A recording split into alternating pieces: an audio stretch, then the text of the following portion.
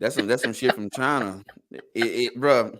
And thing is, they That talk should about not be the first thing we say on this show. no, but on the package say only sold in the U.S. I'm like, bro, look here, that shit ain't made over here. Lies we tell. The lies we tell. Talking about some only made in the U.S., only sold in the U.S. Look here, I Hey, $300 in the chat tonight. Get your friends. Get in the chat tonight. We on, man. Hey, y'all ready? I'm ready. Trey, you ready? let's do it.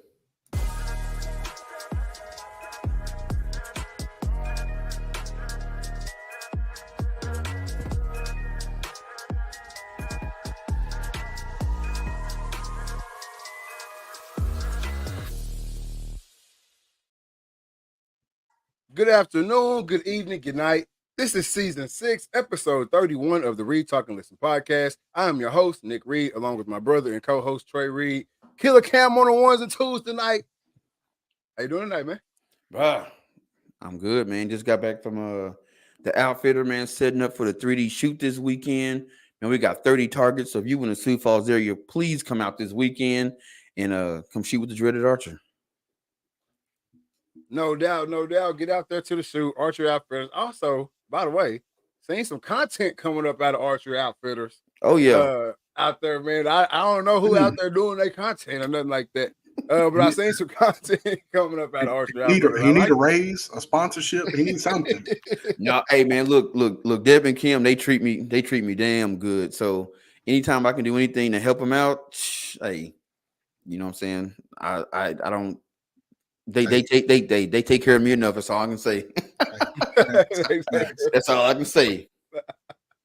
Hey, we got some people in the chat already, man. Shout out to everybody who's in the chat early. Blake, I see you out there in the chat. Focus Beats in the chat early tonight. And C. James, that boy Cody James. See you out there in that chat tonight early. Y'all already on the wheel to win the 300, which is what I'm about to talk about right now. In the chat tonight, this started off as a $50 giveaway. Nobody was able to claim the prize. Nobody was on in time last week. So it bumped up to $100. And then the Dreaded Archer, in wake of his nomination, I don't know, he might have just been feeling good or whatever, but he said he's going to throw another $200 in the pot for the winner this week, man. So that makes the pot go up to $300. Oh, see, James is Carlton. I thought you was, hey, my bad, man. Hey, I'm here tonight. Let me click this button. Let me I got you. My bad. I thought that was Cody James. He be coming on the Facebook. He's an avid Reed Talker listener. I thought he was on the YouTube tonight. My bad. All right. But we got $300 in the chat. All right. All you got to do is comment, get your name on the wheel, stay around, join in the conversation. When we spin the wheel, if you're here, what are we going to give them tonight? 23, 25 seconds? What are we going to give them? Give him, 20 seconds. 20 seconds is good. 20 seconds. He said the pot a little too big for that 25.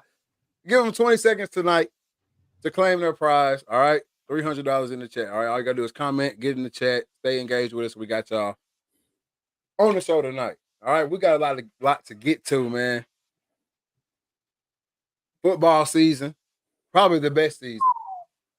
You know, we talk about summer, fall, winter, spring, all that, but it's football season. It's probably the best season there is out there, man. And it's here.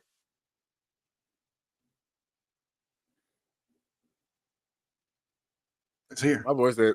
I thought you gonna keep going on.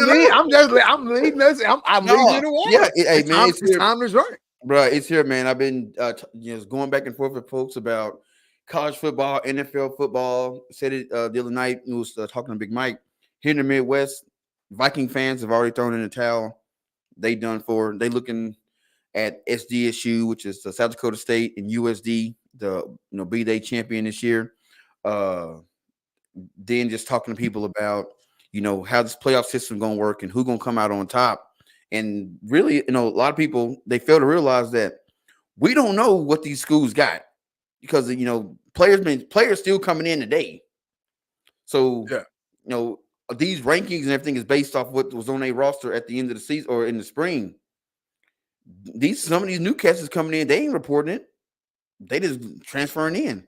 So we don't know what these things gonna look like when the season starts at all. No, there's a lot of guys. I'm not gonna say that are being hidden because they're putting them out there and stuff like that, but they're not the guys that they're putting on the interviews. They're not the, you know what I'm saying? Because it's not really their team. Yeah. They're just coming in and they're gonna be a piece, but a real important piece. So yeah, like I said, but I was looking down through the rankings and I was like, damn, Washington's not even in the top 25. No, bro, they got gutted. Exactly. Washington got gutted when nobody dipped out. Yo, they gone. All right. So there's teams like that. Where did all those players go? Because obviously they talk about they lost Michael Penix to the NFL. You know what I'm saying? Their wide receiver as well to the NFL, their best wide receiver. But what about all those other guys who played key roles in getting to that natty? You know what I'm saying? Yeah, where they go? All those guys are somewhere else now. Those are pivotal players that aren't going to get talked about on the interviews, aren't going to get talked about on ESPN or wherever you get your sports news from. Those guys aren't going to get talked about, but they're going to be on somebody's team this year, adding to whatever that team had last year that's not showing up in the rankings right now. So I'm ready for it, bro. I've been ready for this type of college atmosphere where it's people keep saying AAU. I don't think it's AAU because AAU. So there are certain AAU tournaments that's hype and everybody want to see it, but everybody wants to see this shit. Yeah. Oh yeah. All day, every day. So I don't compare it to AAU. I think this is the best college football. We're about to get the best college football that we've gotten. The more flashy you let a college guy get, you've been in the locker room. The more flashy you let a college guy get, it's the Deion thing. The better they play. Yep. So bring on the Lamborghinis, bring on the damn Hellcats, bring on the Trackhawks, the chains, the grills in the game, all of it. It's time to play ball. Oh, that's it, man. That's it. Like Deion said, when you look good, you play good. When you play good, they pay good. Yeah, look good, feel good, play good, pay good. Exactly. Play good, you gonna stay good. and like I feel like the guys that I talk to, they are so stuck in the old ways of football. They're bringing the old ways of football and thinking that it correlates to today's game. I'm like, look, man, guys don't care about your team legacy no more, or your dynasty or history your program got. Guys don't care about what your school offer as far as academic programs. They worried about playing time and money. That's it. Yeah, no doubt. And I even think the money is a great part of it. Don't get me wrong. There are guys picking their school right now strictly based off the numbers game. How much can you give me? I'm coming. Right? That's happening. But guys still want to win. Guys still want to be in this new playoff system. You know what I'm saying? Guys still want to be the guy. Right? So recruiting is still happening. Recruiting is still a thing. I just think, like, as far as like the legacy thing, why people don't care, because football is finally caught up to what all the coaches used to tell us. This is a right now league. This is a right now game. I don't give a damn what you did in high school. I don't give a damn what you did last week. So it's the same thing that the recruits, what they say, we matching energy. The recruits just matching the energy. I don't give a damn about that national championship last year, 2 years ago, 3 years ago. What you gonna do for me today? My mama car in the shop. How we gonna fix that? Yep. My mama car in the shop. I got my mama and 4 brothers and sisters living in a 2-bedroom apartment. What we gonna do today? I'm not worried about what I'm gonna get if I play good for the next 3 years and end up going to the NFL. I need today, because you know what I'm saying. Hey, I ain't promised tomorrow. So hey, what we talking about? And cats don't understand that. They thinking, well, if such and such go into your living room, you're going to look at the procedure of the program. Now, who got the biggest checkbook? Because we're past all that. We're past the NFL scouts only looking at certain schools. We're past the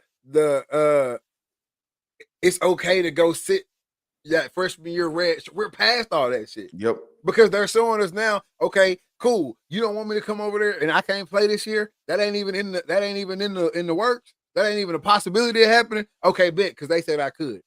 Yep. And I know I can go from there because they just sent 2 last year. Yep. You see what I'm saying? I mean, think about Toledo. Toledo can be like, hey, look, hey, we had a corner go in the first round out of Toledo.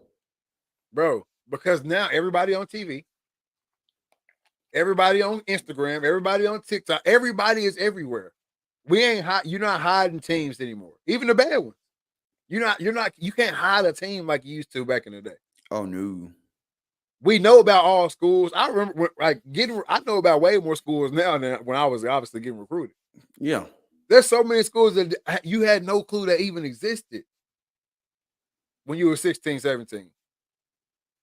You know what I'm saying? So, like, all that's out in the open now due to social media, due to the transfer portal. Hell, due to the transfer portal, people just trying to find schools. Facts. Trying to find. We're talking about exactly when we talk about the transfer portal, and we talk about how a college is more apt to go get a guy out of the portal than he is to go get a high school guy. Well, all these high school kids still going to school. Where they going to school at? So we know more now. There's more avenues now. The D2 route is a whole nother league now. No one remember like back in the day, like they used to look down on that.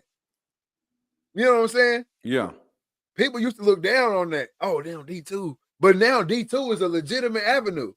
Remember back in the day, it was way better to go JUCO Then to go D2. than to go D2. But now D2 has built themselves into a legitimate league. They're going to go get them out the D2. D2, D1 AA. Hell, D1 AA is moving up. D1 AA is just as good as D2. And truth be told, with all the conferences moving D1 AA around, is better than D2. Like no. I'm saying, I mean, not D2, but D1. What I'm saying is, with all the conferences jumbling around and people moving and conferences getting smaller, they're gonna start pulling up D1 AA schools to make them. They already have. Yeah. And now you're gonna start seeing D2 schools become D1 AA. D3 schools gonna start becoming D2, and NAI gonna start becoming D3, and eventually you're not gonna have no NAI. You're just gonna have D1, D2, and D3. Hey, big Bulldogs in the building. My boy said, "Yo, what's good with it? What's good with it?" But yeah, man, I wish that if they start doing it like that, like a flow, I would like to see like relegation. That'd be legit.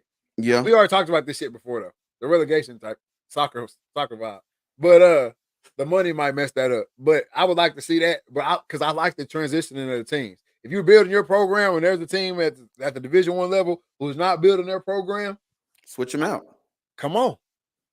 Let's put the product on the field to compete with the NFL. Because outside of emotion, we all know the NFL plays way better football. Definitely.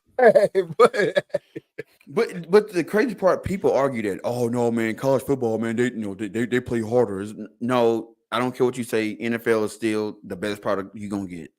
It's an ideology of it's an old ideology, man.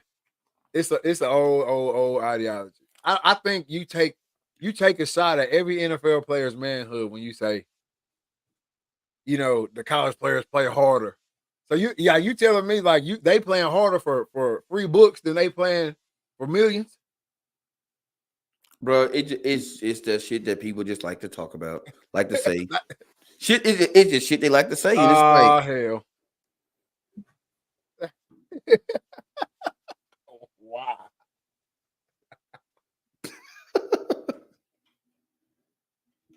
Wow. Wow, bro. Hey, wow. Messiah, that's one of the homies from Queen City. I shared it on my story and told him to put it in the football group chat that y'all was giving away $300 to get in where you fit in. So the troops is coming. Them boys trying to win. Them boys trying to get that win. Hey, y'all boys better check them violations. That's all I got to say now. I don't mind it. I don't want no trouble. No want no trouble. But no doubt. I knew he was going. He asked if we was going to be live or something like that a couple of weeks ago. I knew he was going to come in here with some foolishness. But we ain't going to even let that sway the conversation because we talking about football tonight. All right.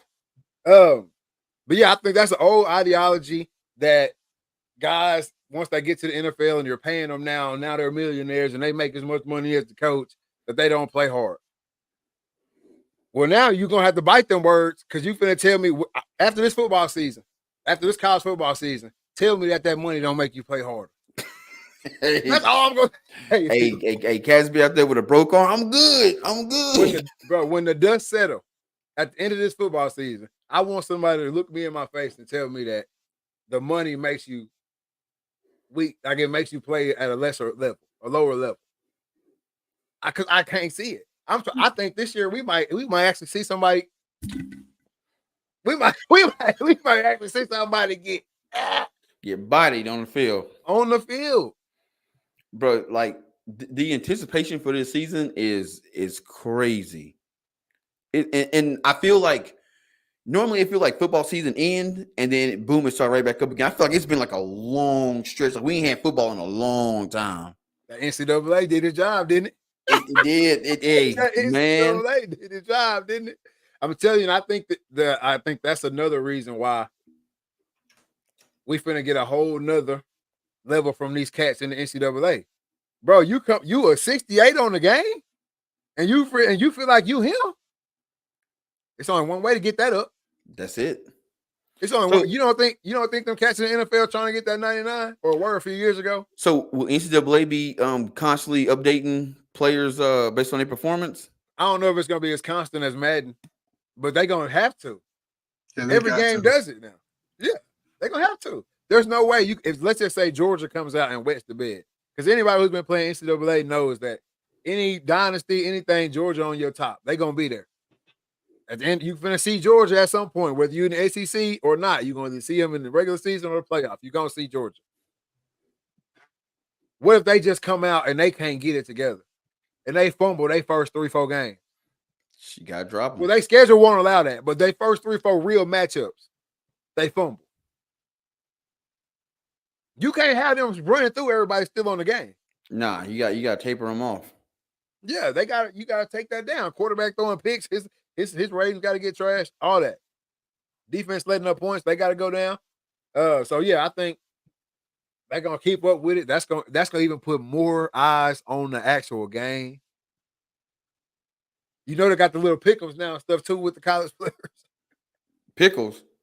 Pick'ems. Like you know, it ain't like betting on the game type shit, but it's like picking players. Yeah. Well, no, because on Prize Picks you can bet on the players. That's what I'm saying. Yeah. They pick'ems. I'm pretty sure some shit like that. No, Prize Picks. I can say that Quinn Ewers gonna throw for 300 yards. That's what I'm saying. That's a pick'em. Oh, okay, I got you. Yeah. That's a pick'em. But can you go in there and say Texas is gonna beat Alabama? Yes. Oh, okay. I guess it's wide open then. I didn't know if it was wide open like that. Prize Picks you can't, but you can go on FanDuels. I got you. Yeah, some of them just got the pick'ems like where you can pick what the player gonna do. But anyway, all that goes into how they play. Trey said, "What's good? What's good, Trey?" I'm gonna go ahead and go on a limb and say you one of them Bulldogs too. They putting on for the city. Hey, while you talking about games, let me get a little off track. I just got a text message right before the show started. The Week 5 unlockable weapon in Call of Duty right now is a compound bow. Oh, that's lit. You know, I'm gonna go get that tonight. Cabby running. Hey, I'm gonna go get that tonight. Hey, man. Since we on gaming, but we're gonna get off football for a little second. Since we on gaming though, GTA 6 is on the way. Yeah. GTA 6 is on the way, right? What's gonna happen? Because we got NCAA going crazy right now. I heard Madden 25 is the game. It's this almost like the same engine as NCAA, and it moving way better and more. You know what I'm saying? That's what I've heard. So we got NCAA 25, Madden 25, rocking and rolling. GTA 6 is going to drop right around the time that it's going to be time for 26 and 26. Does NCAA lose? Yep, they take a wash. To GTA. They take a wash. And mainly because I think when they put that trailer out a couple months ago, they had everybody's interest, and we had talked about it. Hey, NCAA, y'all been hey EA, y'all been BSing. Y'all talking about how good the game gonna be. Ain't put no gameplay out. We don't see nothing, and then boom, they dropped the trailer, and it had everybody going. And then as soon as they dropped the trailer, it was only maybe a month or so. Boom, game drop. So I think the buzz from GTA 6 dropped the ball when they put the trailer out, and now you got such a long gap in between when the game's coming out. People lost interest. I disagree. I think they had to put their trailer out to match NC Dub because they both dropped trailers on the same. NC Dub dropped that trash ass trailer at the same time the GTA 6 dropped that fire ass trailer. Yeah. So I think GTA 6 had to drop right then just to be like, hey, don't forget about us. Don't forget about us. Yeah, you know what I'm saying? And so, because what could they do? They NC Dub was dropping before GTA 6 regardless. They had already backed it up a year. Yeah. I ain't gonna say they're gonna fall out. They got their own following, just like Call of Duty's got theirs, just like NCAA had theirs. Every game's got their quote unquote their old heads, right? Their following. Because I know there's a good percentage of cats that's my age and older that wasn't really. I mean, we played Grand Theft. We was playing with it, but they went and got a console to play college football, and they gonna stay locked in. So I mean, the people that's gonna play GTA is gonna get it and play it, but that's when they're gonna have to drop something new. Depending on when it comes out, it's gonna be a new game mode, some new jersey, something to draw the excitement back in. But I mean, Rockstar knows what they do, and they've been doing this long time. And look, this is why I say NC Dub gonna die. Really, any other game outside of GTA 6, I think Rockstar finna really try to do this because guess what you can do for sure. What you're gonna be able to do inside the game GTA, you're gonna be able to go to the park and play 3-on-3 basketball. Yeah. All right. So that's so now I ain't got to get off GTA to go hoop. I ain't got to get off GTA to go hoop. What if you get on there? You already know they got the golf and all the shit they already had. Now, what if they put on there also pick up football 7-on-7 or 3-on-3, whatever? You can walk over to the park and hop in a 7-on-7 game.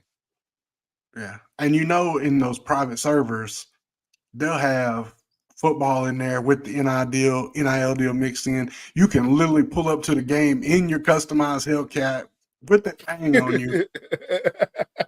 Swag out the uniform, go play, and if it's smoke after, it'll be Gridiron Gang all over again. I mean, it's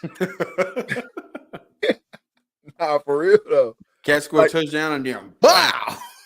Nah, for real, sniper way over there off the light pole. Oh, dude, they'll never get through a game. They'll never finish. Oh, bro, that's what I said about the basketball too. I was like, that's gonna get towed up. Oh, it's gonna be above. It's gonna be just like above the rim.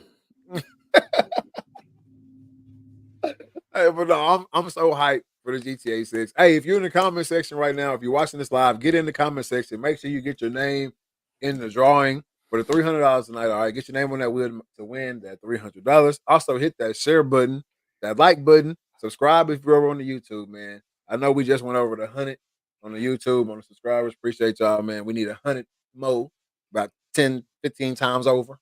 All right, so y'all go ahead and hit that subscribe button over there on the YouTube, man. Hit that share button on the Facebook. Yeah, because if we don't get over 10 people in the chat tonight, then it won't be the money gonna roll over to next week. It'll be 350. There are 10 people on that wheel. Not How many right people now. on that wheel right now? 5. Ooh, 5 people on that wheel. Hey, tell you people get over here, get their name on the wheel, so we can give away this money tonight. Also, get over to the Instagram, man. Follow my boy right here, DA_Dreaded Archer 17 on the gram. You should be my guy, 6. Life. What did you say? I said it should be 6. I'm sorry, I cut you off, bro. My bad. My guy, Cam, Life of Cam over there on the gram. Is it Life of Cam on the gram or Cam Silver? Just on TikTok. Yeah, just Cam Silver on the gram, Life of Cam on TikTok. But Cam Silver, my boy, switched up my names on me. 1, 2, 3, 4, 5, 6. Should have 6 names total. 6 names total on the thing. We need 4 more names. Well, Get over to the gram. Follow what's me. 6? Big Poppy. What'd you We say? got Messiah and Trey. That's I some got, city, I got them. Melvin Gray, C. James, Blake Morgan, and Focus Beats. No, Focus Beats is what you call it. It's C. James. Oh, okay, he got an alias. Okay. Focus Beats coming in twice, trying to get. He figured you out quick. He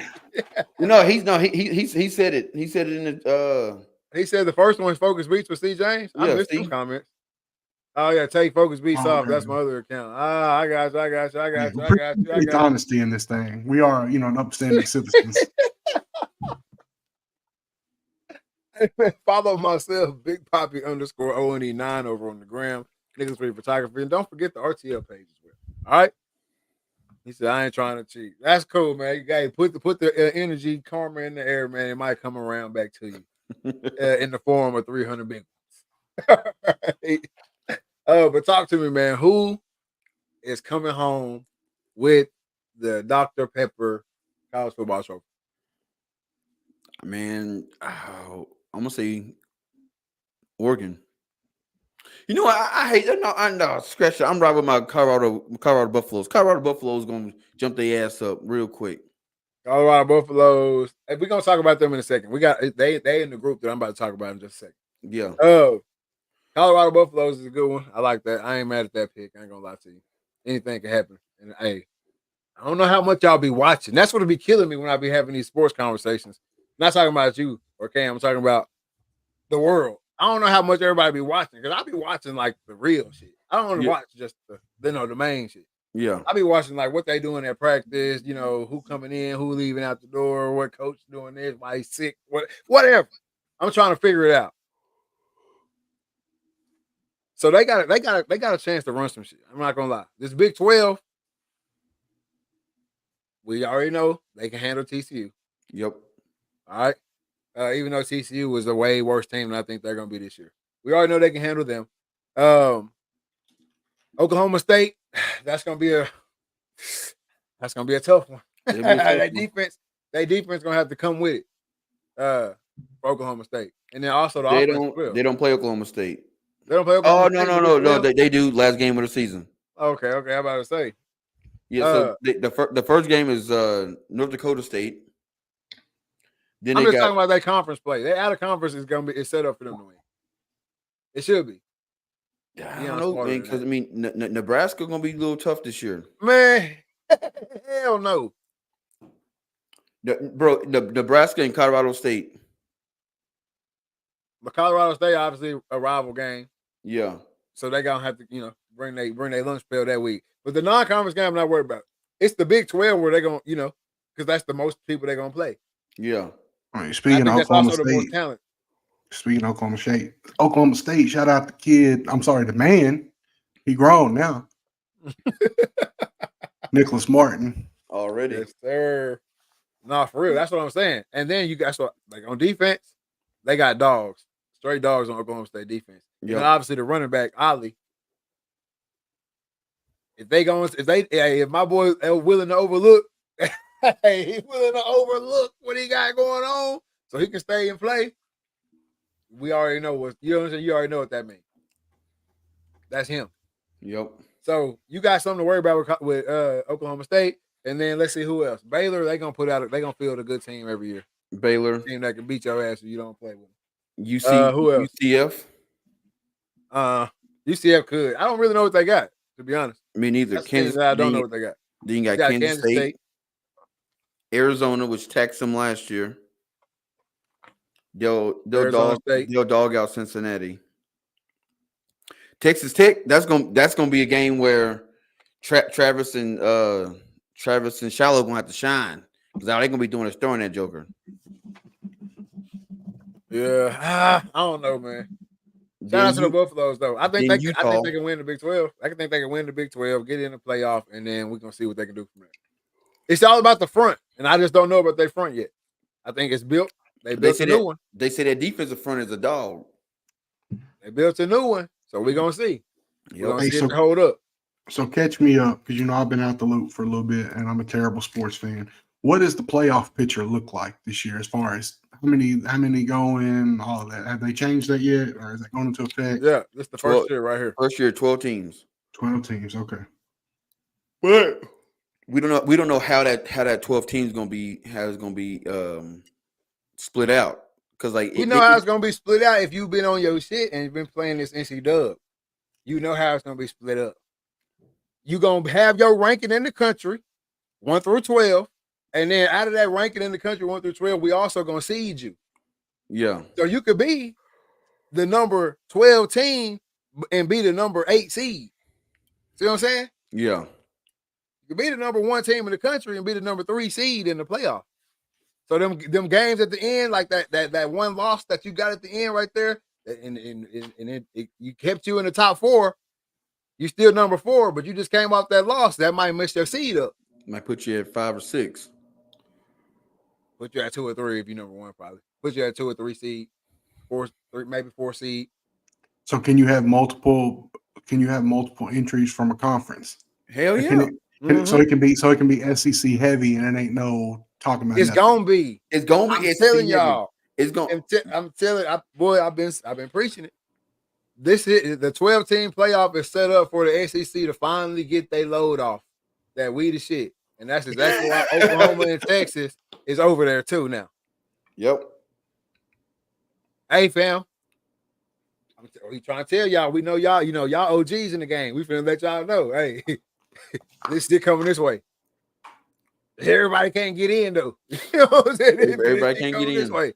Because think about this, right? We putting 12 teams in. If you go back to last year at the end, I think you would have had, if you had 12 teams, you probably would have had 5. Out of the 12, you would have had 5 SEC, maybe 6. Yeah. Because it would have been Georgia, it would have been Bama, it would have been, who was that? We already looked it up. Auburn, I think. Or maybe that might be fake. That might be me thinking about my NC Dub shit. Hey, all I know is we got to get something cooking November 16th. It's gonna be an early game. Texas coming to Fayetteville. Arkansas always find a way to beat Texas. So last year, this how the rankings ended right here. All right, give me up to 12. We know the top 3. What we got right there? We got Texas. We got Texas. We got Georgia. We got Alabama, Missouri, Ole Miss, and LSU. That's 6 out of the 12. That's half.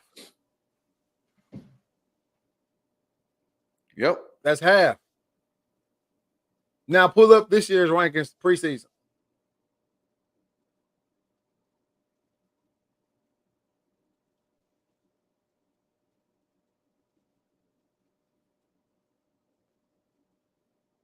You see it?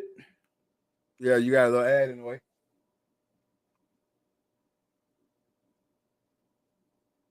Oh. Yeah, man, get this. Hey, shout out to Dexcom though. shout out to medical supplies. There we go. Hey, all right. So here we got right here. We got Georgia, we got Texas, we got Bama, we got Ole Miss. Bro, I don't know how to get this shit off. Come on, man. You got to get the free version, my boy. The paid version. So we got Georgia, we got Texas, Alabama, Ole Miss, Missouri, LSU just right now at the bottom. We got 5 as we talk right now. LSU just sitting outside, Tennessee just sitting outside, and Oklahoma just sitting outside. What that sound like to you? Sound like a setup to me. Yep. Because you already know Notre Dame gonna get thumped and Penn State gonna get knocked out. So 7 and 8 gonna drop out. And it's gonna bring up LSU. Clemson ain't gonna be up there. Tennessee, Oklahoma will end up in the top 12 end of the season. My bad if y'all hear all them slamming doors. Hurricane Ginger Not to mention is home. Not to mention any other SEC team that can mess around and creep. Yep. You see what I'm saying? And that's what I was about to talk about too. After we get off this playoff shit, that's what I want to talk about. That group that's just outside the top 25. could be crazy this year. But the teams you're gonna have to worry about in this playoff system is gonna be that 8 through 12. Who ends up at that 8 through 12 at the end of the season? Because what if you come through in the SEC where you got like coming in at the end of the season, you got like 4 or 5 2-loss SEC teams. So you're gonna have your Georgia at the top with 1, maybe no losses. You got Bama with 1 or no losses. Texas, 1 or no losses.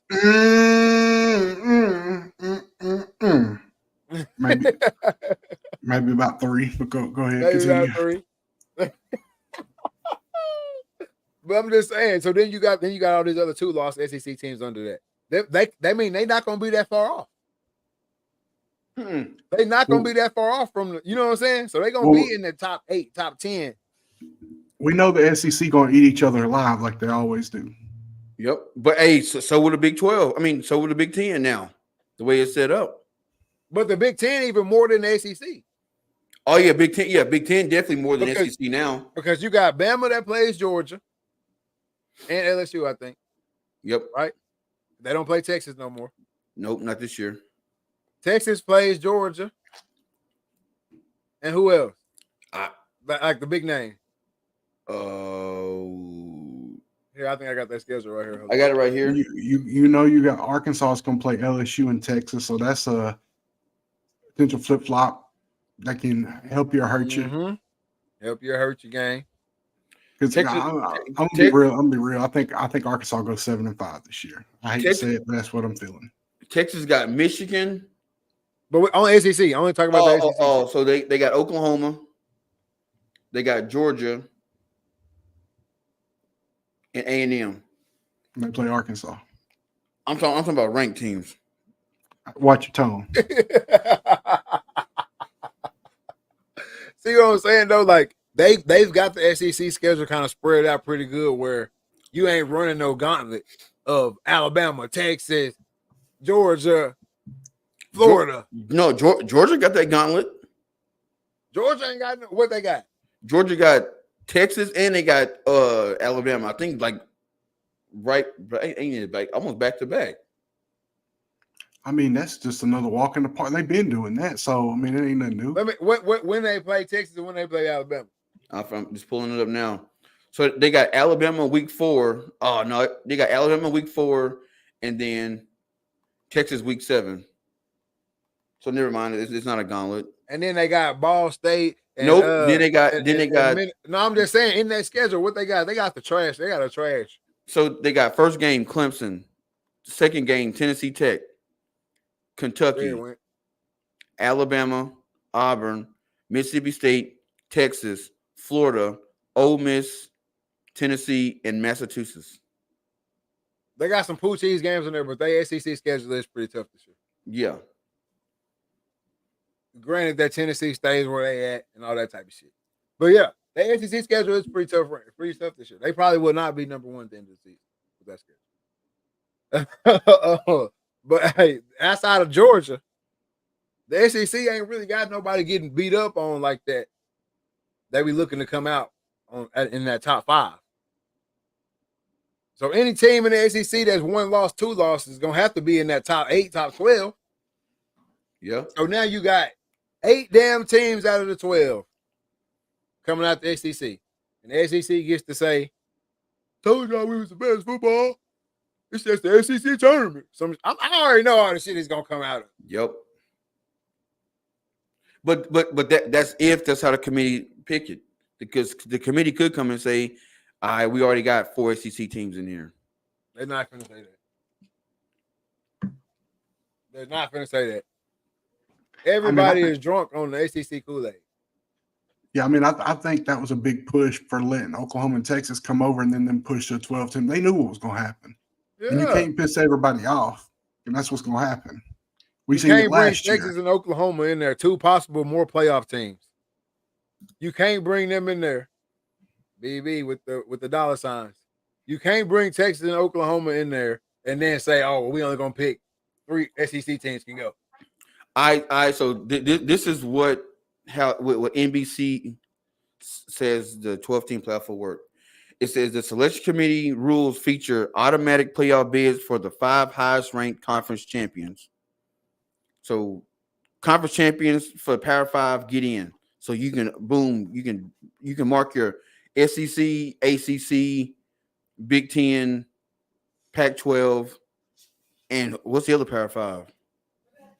Where or I ain't here with your ACC.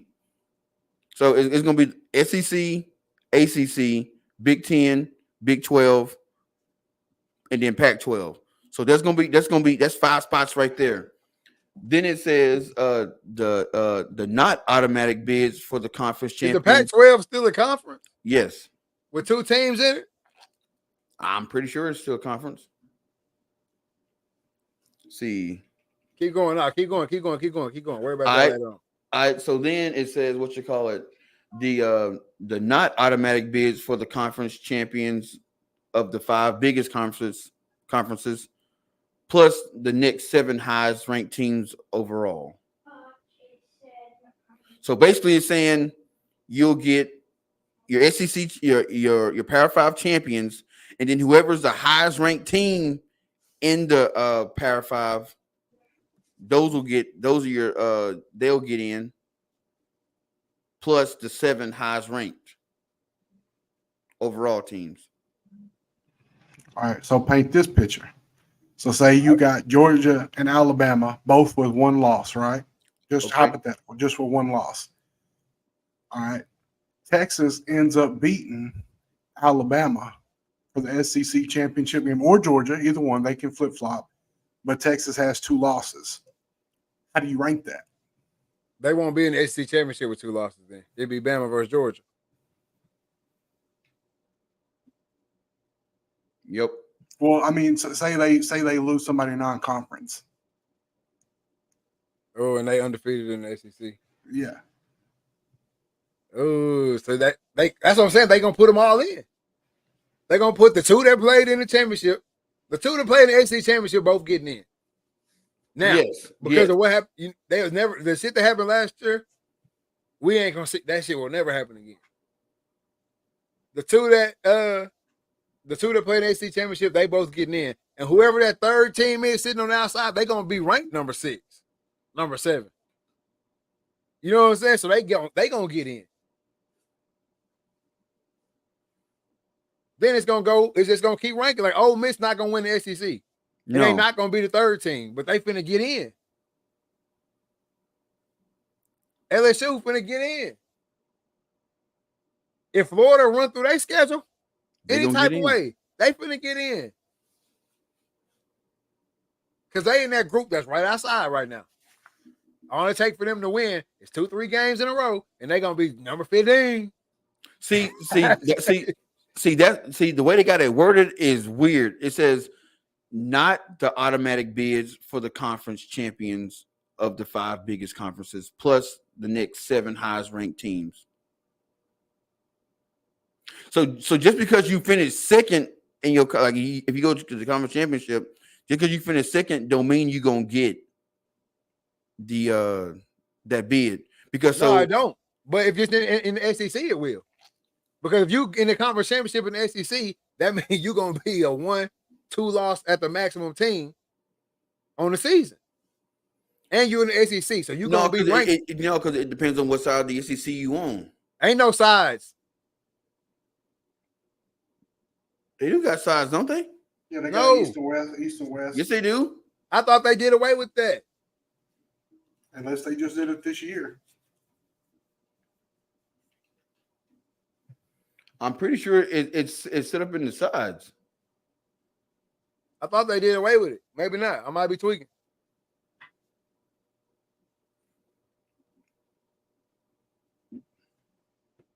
Get me right.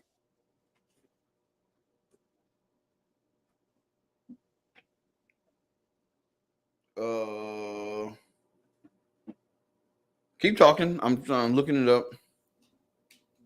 Yeah, I don't know. I thought I seen that where it was all Nope, it broke up in the East and West. okay. Cool. That still ain't gonna matter though.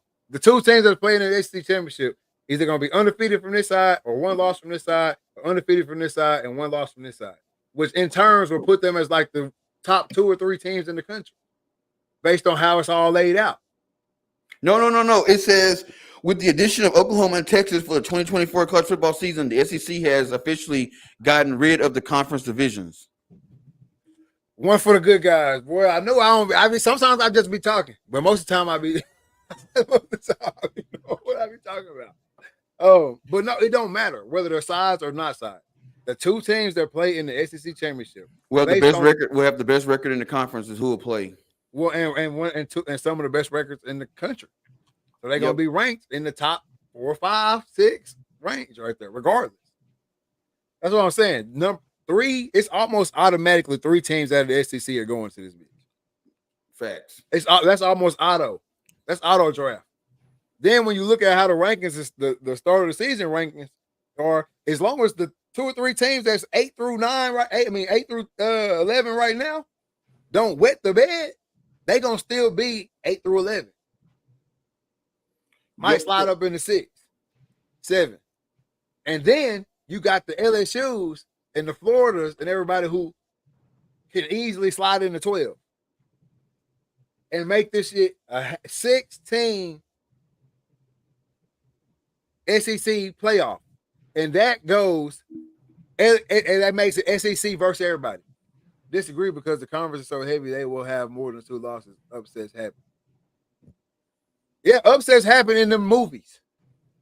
That's where most of the upsets happen. We get one here and there every now and then, but most of the time, them upsets only happen in the movies, dog.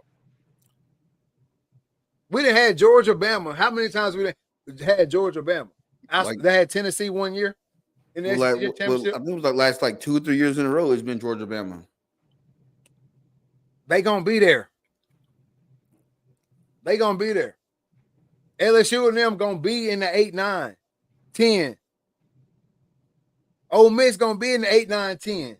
Like the only way they won't is if they drop some of these non-conference games. Which no one's making their non-conference schedule where they finna drop them hoes like that no more. They shouldn't. Nobody's doing that because you don't have to. The committee done showed you. The committee has showed you, bro. Once we put you in that top 10, shit, LSU can. LSU got a hellacious schedule. LSU trying to get in. I'm talking about if you in that top 12, LSU trying to get in the top 12. Penn State? What about Penn State? Penn State can lose some non-conference games.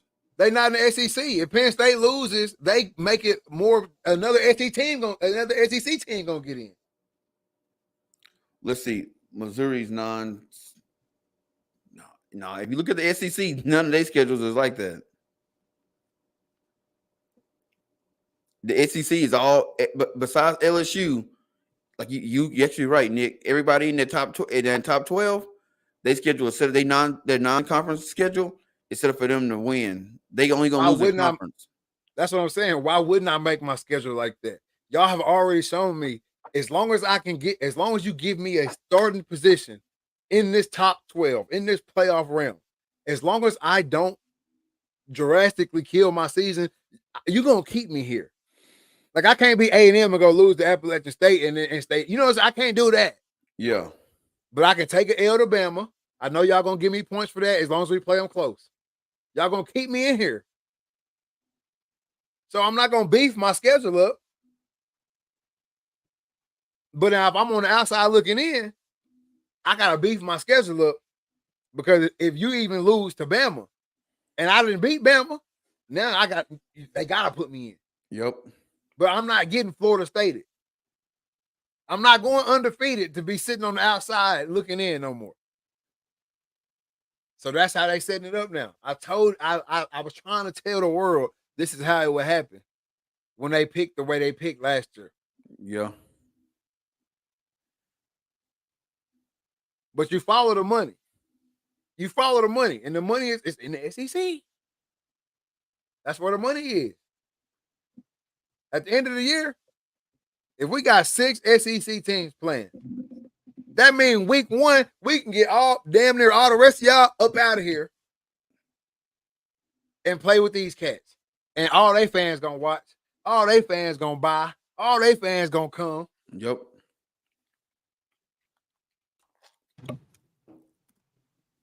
What do you say? I still expect 2 SEC schools to have 2 losses each at least. That's what I'm saying. 2 losses in the SEC gonna get you 8 through 12. Gonna get you in. They're Hell, gonna get you 8 through 12. I'll even go on the limb and say a 3-loss SEC team will still get in that bottom. If bottom. If it's Georgia or Alabama, I don't think nobody else can have 3.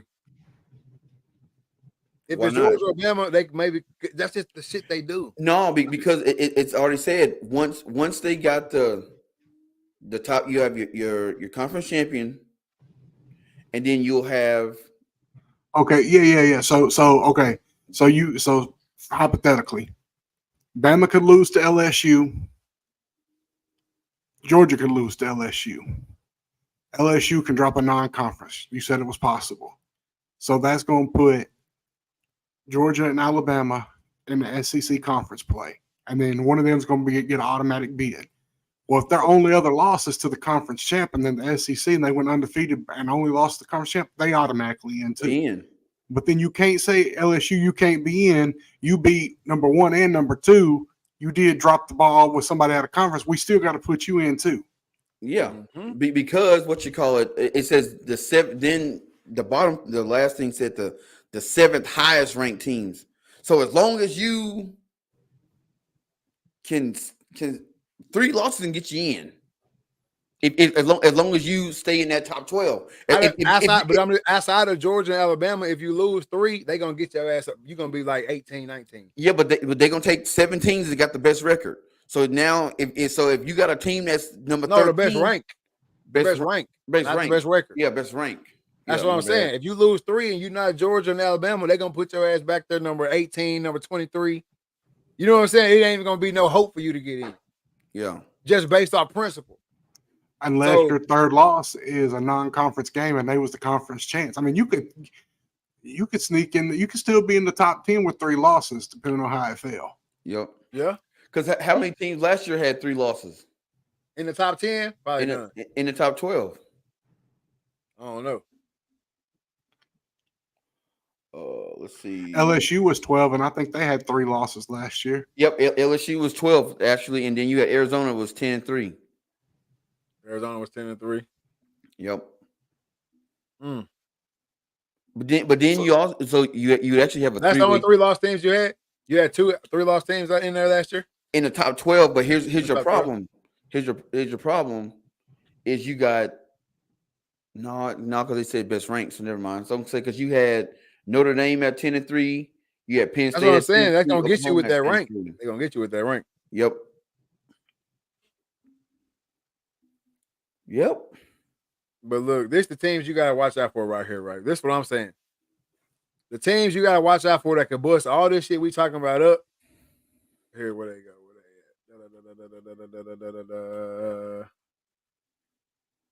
All right, the teams that you got that can bust all this shit up right here we talking about. North Carolina State, West Virginia, SMU, shout out them ponies, Boise State, Liberty, Memphis, Louisville, USC, Auburn, Florida. Oh, they got Nebraska on here too. You might know something that I don't. Yeah. That's the teams you got to watch out for this year. That's the teams you got to look out for because they're gonna be able to run. Last year, them ponies ended up with 11-3 record. We ain't got to speak on it. I don't know how we end up not ranked at the beginning of the season, but anyway, they ended up with 11-3 record. West Virginia was 9-4. North Carolina State 9-4. Liberty, we know they was 13-1. Memphis 10-3. Louisville 10-4. USC was 8-5, but they just reloaded their whole entire thing. And this is the team I was talking about earlier right here is Auburn. Because obviously they get a chance every single year to play Alabama the very freaking last game of the season, which I think is insane. Yep, and jumble all that shit up. Exactly. So them teams right there, all this we talking about, could bust it up. But a lot of them teams you heard or a few of them teams you heard are SEC teams as well that could easily break it in there and make this thing like an 8-team, damn near an 8 SEC team playoff. Yep. Because think about it, Bama could easily come in that Joker, drop Texas, drop Georgia. Oh, they ain't playing Texas this year. Never mind. Drop Georgia, drop Auburn, and I mean, believe it or not, South Carolina gave them a run for their money last year, but they don't got that quarterback no more. I don't, man. Them type of games too. Like some games just gonna be close. Yeah. You know what I'm saying? Some games just don't be close. I really don't put too much stock in that. Oh, they almost beat them last year because then they come out and get their ass 40 piece this year. Like all the time. Not to beat a dead horse. Currently, as it sits, Arkansas plays 7 ranked teams in their schedule. And see, and Arkansas could be a buster too. They not on the buster list, but I ain't saying they not a buster. But they play a lot of the teams we just talked about. Yep. Shit, we might not get there. We can work the season up. You know This- what this I'm is saying? This is their schedule. All right. Season opener against UAPB. Then they got Oklahoma State game 2, who's currently ranked 17th. UAPB, Auburn, which may wiggle around in there to get into the top 20 sometime. Hold up. Who the first team? UAPB, the Golden All right. Lions. Okay, I got you. Then Oklahoma State. Then UAB, the Dragons, Birmingham. Then Auburn. Then they play A&M, who's currently ranked 20th. That's going to be a Jerry World and probably going to be a bloodbath. Then they got Tennessee, who currently ranked at 15th. LSU, who's currently at 13th. Mississippi State, who can be a Cinderella story. Ole Miss ranked 6th. Texas ranked 4th. LA Tech, and then Missouri, who's currently ranked 11th. Oh, I didn't even think about Missouri when we were talking about the playoff shit. I know, right? And they good for getting 10. Easy. They good for getting 10. Because what's their schedule looking like? Bro, this shit gonna be the SEC tournament, bro. Bro, Missouri got Murray State, Buffalo, Boston College, Vanderbilt, A&M, UMass. So they ranked like number 7 at week 4. Easy. 11. Oh, you They ranked 11 right now. Yeah, week 4. Yeah, so then they got A&M, they got UMass, Auburn, Alabama, Oklahoma, South Carolina, Mississippi State, and Arkansas. Truth be told, outside that Auburn game, shit, Missouri could come in that joker. Besides the Alabama game, Missouri could come in this joker with 1 loss. Yeah, they're gonna be ranked number 7. If they knock off Bama, if they knock off Bama, now they're obviously gonna be up there. But I'm just saying, with a 1 loss to Bama, they can come in there. They can come in and be ranked number 7, number 6, which also bumps up another room for another. Yeah, but then you got to also look at Ohio State, Oregon, and Michigan. They all play each other this year. Only making more room for SEC. Okay, then. Why they schedules ain't like that? What? Why Texas, Alabama, Georgia ain't all playing each other? Because they're trying to mess up the church's money. You see what I'm saying? Why they not all playing each other? They will, because they know how it's set up now. They can get fat all throughout the season and then go play these big bowl games for hella funds and pull the wild shit off at the end of the season. That's what I'm saying. We're going to get the true matchups at the end of the year. Yeah. You got potential injuries you got to work through. Seen teams peaking at the right time. You done seen some gameplay at the right time, all throughout the year. I mean, Bro, it's going to be a hell of a football season, y'all. That's why this college football season is going to be one of the greatest. It is going to be one for the book for sure. It's starting off kind of slow though. I ain't gonna cap. I don't like these. I hate this first. I hate this first. But it makes the whole season boring. Almost. It makes the whole season boring. Why would that? Anything that we just talked about make the season boring? I'm confused. I mean, you don't get your class at the Titans at the first. Oh, of the, okay. at You the said first you of don't the get, season. and that's what I'm about to talk about right here. I don't like this first week. I don't like this first week schedule of games. I had to pull it up here earlier. Let me see. Yeah, but I mean, I guess where the excitement comes in is watching the leaderboards. And really, they really played it smart because you're going to be watching games you probably wouldn't watch because you're like, hey, I got to see what's going on over here. Who, you know what I'm saying? Because I remember back 2007, 2008, Kirk Herbstreit had that little playoff game we used to watch on Sunday afternoons to see what they was ranking folks. He was always shitting on Arkansas. I ain't We going. got in this first week right here. We got Florida State, Georgia Tech might be your top game. Nope, Clemson, Georgia. Clemson, Georgia. Yeah, it's down there. It's down the list. It's on down the list. Georgia, Florida State, Georgia Tech. Kansas is playing Linwood. That's not Saturday though. Is there only one game this Saturday? That's shit. That's what Yeah. it looks like. There's Yeah. only one game this Saturday. It's the Florida Georgia Tech. And then Thursday night we probably back off with North Carolina State and who is WCU?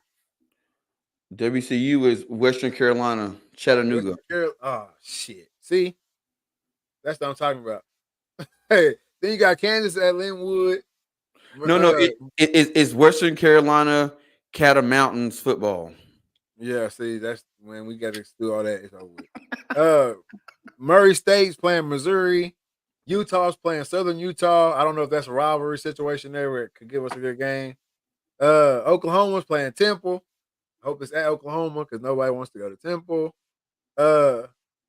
Georgia, Clemson, like you said, unless Clemson is just a lemon. West Virginia, Penn State. I don't really know what West Virginia's got, so I can't speak on that. Illinois State and Iowa. Tennessee's playing Chattanooga. Oklahoma State's playing South Dakota State. Shout out on the Jackrabbits. Hey, they could win that game. No. Colorado State playing Texas. Akron playing Ohio State. Miami, Florida. That's gonna be a good one. That's a good pop-off game. That sucks for Miami. They're 19 and Florida's gonna beat them. Kansas State's playing UT Martin. Alabama's playing Western Kentucky. Ole Miss is playing Furman. Oh, you got a top 25 matchup in Notre Dame and A&M. Didn't they both get beat by bad teams at the beginning of the season last year? Yep, A&M got beat by. Let's scratch them games and play each other. Yeah, that way only one of us can lose. App State got beat by what you call it. Marshall beat Notre Dame, and App State beat A&M. Yeah. Michigan's playing Fresno State. Oregon's playing Idaho. Arizona's playing New Mexico. Ooh, USC's playing LSU. So that starts LSU is night game at Death Valley. Hey, that's how they popped it off last year too. LSU, with Florida State. Mm-hmm. And then you got Florida State playing Boston College on a Monday, and LSU playing USC on a Sunday. Yep. Okay, then college football, give it to us. But then week two, gosh, dog boy, Texas. Week 2 is when you got to bring your money, or at least some schools. Texas got Michigan, Oklahoma State, or Arkansas, or Arkansas at Oklahoma State. Kansas State Tulane, Bowling Green, Penn State. That boy Tracy Revels. Oh wait, is that the first time Nick Martin and Landon Jackson meet each other on the field? Yep. Or a second. Is it first or second? Well, they won't meet each other, but they will. Their teams will meet. It's the first time for sure. McNeese State, Texas A&M, Tennessee Tech, trash. Baylor could knock off number 12 Utah. And I forget about Akari's over there too now. Yep, Akari at Arkansas too. So Big Grove business that week. Not looking forward to week 1 as much. Week 2 gives us more of a splash.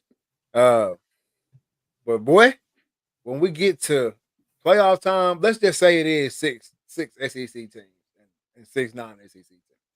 You already know that very first week it's gonna be they're gonna put it where it's SEC versus whoever, SEC versus whoever, SEC versus whoever. It's not gonna be the SEC teams matched up against each other. No, they're not gonna. They can't do that. It's gonna be who can survive through this SEC. I ain't mad at it though, man. Make your money, bring them in. I'm gonna watch. I love it. I think realistically they get 5 teams in the playoffs. They got 5 sitting in there right now. As it when we looked at it earlier, was it 5 already sitting in there? 5 already in there. Yeah, so they're gonna at least get 5 for sure. If I they mean, get half the unless bag- some catastrophic shit happens where somebody up there, we have like 2 or 3 SEC teams just have a shit season. Like I know You it. could always have somebody get go down.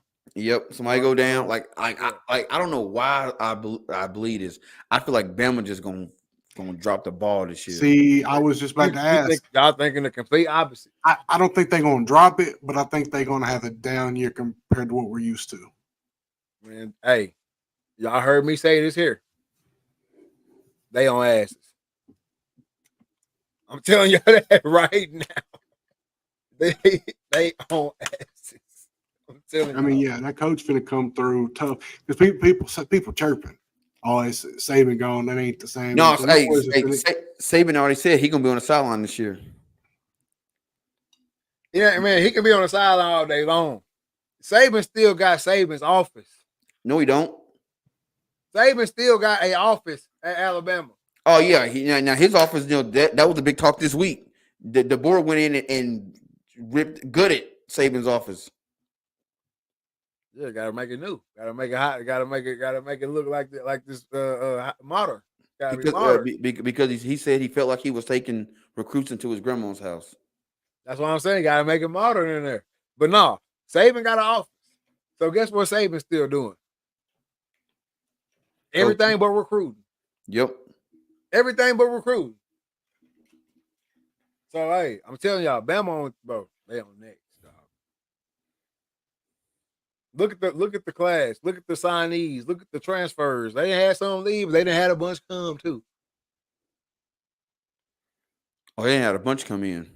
They're not going to play with y'all. And Jalen Milroe still Jalen Milroe. Yep, he might get his sauce back. Shit, he ain't never lost. He did look kind of sloppy though in that bowl game.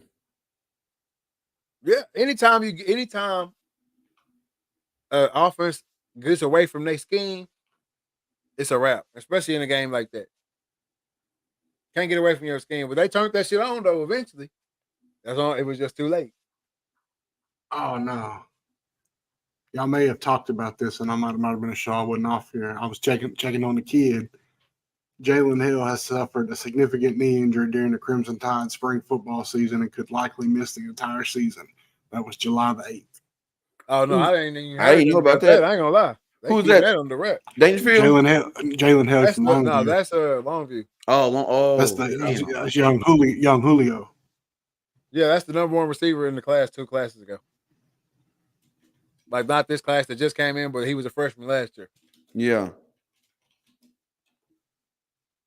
Damn, that sucks. Hey, that stuff sucks if I get hurt at Alabama. You know, it don't even matter, dog. You get hurt at Alabama, boy, they got another you in the closet. Chill. wait in the cut. Hey, number 27, you number 18 now. Okay. Hey, but we gotta hit this NFL too. We gotta hit the NFL too. I know we got stuck on college a long time. But yeah, that's the office change right there. Saban's office was low key harder. Hell yeah, it was harder. It reminded me of some Godfather shit. You walk in that Joker. Yeah. Saban's office is low key harder. His office looked like it don't even look like an office. It looked like a meeting room. Yeah. I don't know. I like that dungeon look. You Yep. coming in here to do business. You coming in here to talk to me. It really is either one or two. It's real good or it's real bad. The only reason you be hitting my door. Well, we got to get on to the NFL. We're saving cannot. Not to throw no shots at Steve. We got to get on to this NFL, man. The best product on turf that you could ever put out there, I think. Who you got? Way too early predictions for the NFL. Who y'all got? Texans. H-Town, holding it down. I hold it down. All right. Cam, who you got? I just seen that they I don't know if it was rumor, and I meant to send it to one of y'all to confirm it. I gotta go back and see who it was. Getting a crazy player on their wide receiver core. Chiefs. It's hard not to pick the Chiefs, bro. It's hard not to pick. Oh my goodness, it's hard not to pick. Let me see if I can find that player that they was rumored to get. It was like a crazy wide receiver. I want to Hollywood say, Brown? it's like, I want to say it was CeeDee Lamb. Oh, he in limbo. He in limbo, but I don't think they can get him. Ooh wee. Look, my AirPod fell out. I didn't want to hear this. It says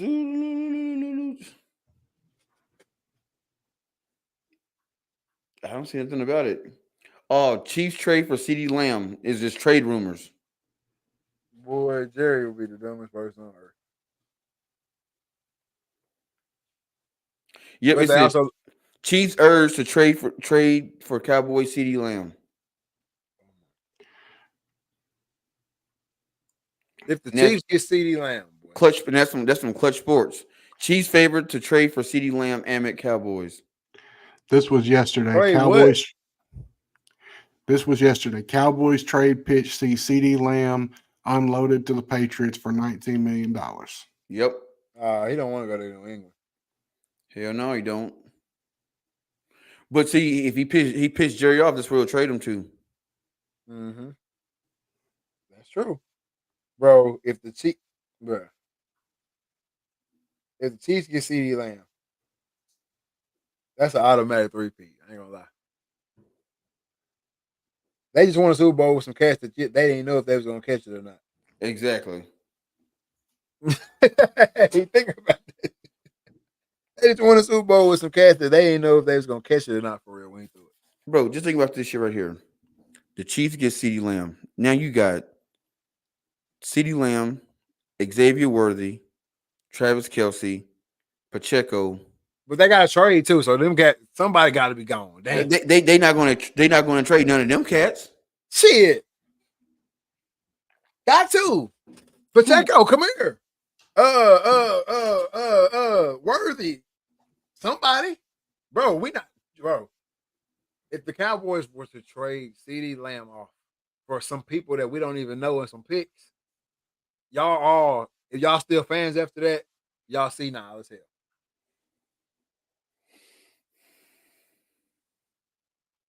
Because y'all didn't get nothing for Amari Cooper either, right? We got a ice maker. I'm over here. Who the fuck is Ice Maker? we got ice maker and a hot tub. And that's what I'm saying. So like, who could the Chiefs get rid of that would make sense for real for both sides? Because it only sounds like a one-way trade for me. It says right now, it says this is what the Chiefs proposed. The move would send Lamb to Kansas City with the Cowboys receiving a pair of first-round picks and receiver Rashee Rice. Rashee Rice, that makes sense. But okay, so then if that were to go down, some number one picks in the future, you still got Dak who ain't gonna be able to get it to nobody. So what is you doing? Like, you gotta spend your number one on a QB. Yep. Oh, Shador to the Cowboys? Shador to Dallas. Who says no? That's what the Chiefs still winning this trade right here. Hell yeah, they win because now like Rashee Rice, all right, cool, you was good, but I would definitely take a CeeDee Lamb over Rashee Rice. Not to mention, we've only seen you with Patrick Mahomes. Yep. You got to work a little bit harder over here to get that ball in Dallas. So I don't know, bro. I don't know, but I think that's a crazy trade for Dallas to make. But because this is what Dallas do right here. Say you make that trade, boom. Now you got Rashee Rice and you got 2 first-round picks, the 2025 and 2026. You take that 2026 pick and you trade up and you get a Shedeur Sanders in Dallas. Because somebody will take both them picks and for number 1. yeah, I'm sure. This is like a hell. It's been 26 years. What's 28? Yep. Trade if they do make it. We didn't won shit in this long. What's a couple more years of trying to get it right? But he also gonna put you in another damn 15-year draft unless you go get you can go get another receiver in the draft. You're gonna get another receiver in the draft, but can you go get another CeeDee Lamb in the draft? You know what he gonna do. Potentially. Exactly. Potentially. I mean, you know what he gonna do. It's the same thing. Yeah. It's the same thing with Rashee Rice. Hell, we sent CeeDee Lamb over there. We know what he gonna do with whoever. Hell, we seen him do it with Dak. Yeah. We seen you with Patrick Mahomes, the play breakdown, he getting out the pocket, rolling around, throwing it underhanded. Okay, cool. You can play with that. Well, what you gonna do when them targets ain't coming, dog? They never make it. You running your routes, it just don't get there. What can you do with that? What can you do with that real spotlight? Because before the playoff run, we didn't really know who you was like that in Kansas City. Nope, not at all. But what you gonna do now? Where now you got to come in, you the CeeDee Lamb replacement. So you go from because on Kansas City you automatic number 2 because the number 1 is Kelce. So no matter what, you automatically number 2. And he was a rookie last year. Hell, he was like 3, 4 until they started dropping balls. Exactly. And now he becomes number 1, right? Yep. Or number 2, really. Now you got to be the guy. Well, there ain't no other guy with a lesser QB. I'm gonna say it again. We know what CD gonna do. Because when CD goes to Kansas City, all he do is take the top off. That's it. We need you to do one thing. All that shit they had you doing in Dallas, all that running across the middle. Nah, we don't need all that. We don't need all that. We know you don't like none of that. No, hey. No, he's not gonna be take the top off. Xavier Worthy gonna be take the top off. I mean, Xavier Worthy can take the top off, but they gonna turn him into a Valdez Scantling, however you say that shit. You know what I'm saying? Out routes, quick ends, seam. Get him the rock and let him run. How tall is he? Who? Xavier Worthy.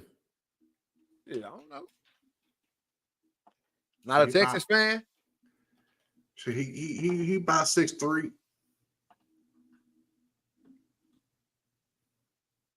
No, he 5'11". Oh no! Come on, man. They Valdez Scantling. Yep. Scantling, however you say that shit. Out routes and let them run.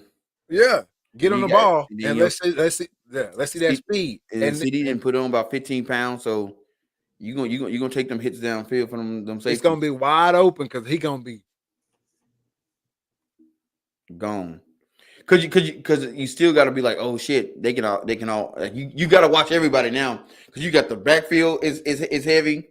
Patrick Mahomes gonna get out on your ass. We already know y'all can't watch everybody. Yep, Kelce up the middle every time. If y'all can watch everybody, Kelce wouldn't be Kelce. We wouldn't even. You wouldn't even just say his name right then. And if he out there getting open, it's a wrap. Boy, no, I'm not trying to take nothing away from him because he's great. But if he out there getting open, CeeDee Lamb gonna be open. Yep. Or he gonna be even more open. So it's hard when I say Kansas City. It's hard to go against them. After everything I just said, I'm still finna sit here and say that shit running through the trust. You gotta Yeah, go that through would big be- buzz. You gotta go through a big trust if you're trying to. Hey, this shit going through Lamar, baby. This shit going through Baltimore. You wanted that championship this year. Who are the Super Bowl favorites this year? It's probably Kansas City. I'll have to say. Or it could be Baltimore. I could be Are we happy with talking either the one of Lions those. right now? Man, What, Lions? you ain't never gonna guess who they got Super Bowl favorite. Who? 49ers. Oh, I knew that. I knew that. I didn't know that. They got 49ers, then it's Kansas City, then Baltimore, Detroit. Boom, Ravens. What's going on? How Yeah. the Ravens? Yeah, Go they got ahead. Ravens as number 3. Then That's Detroit, fine. then Philly, Houston, the Bengals, Bills, Cowboys, Jets, Green Bay, Miami, Atlanta. Everything after that, all that's just paperwork. Yeah. Give me them top 3. All that, everything after that, y'all is paperwork. First of all, the Ravens defense still solid. Defense still on lock.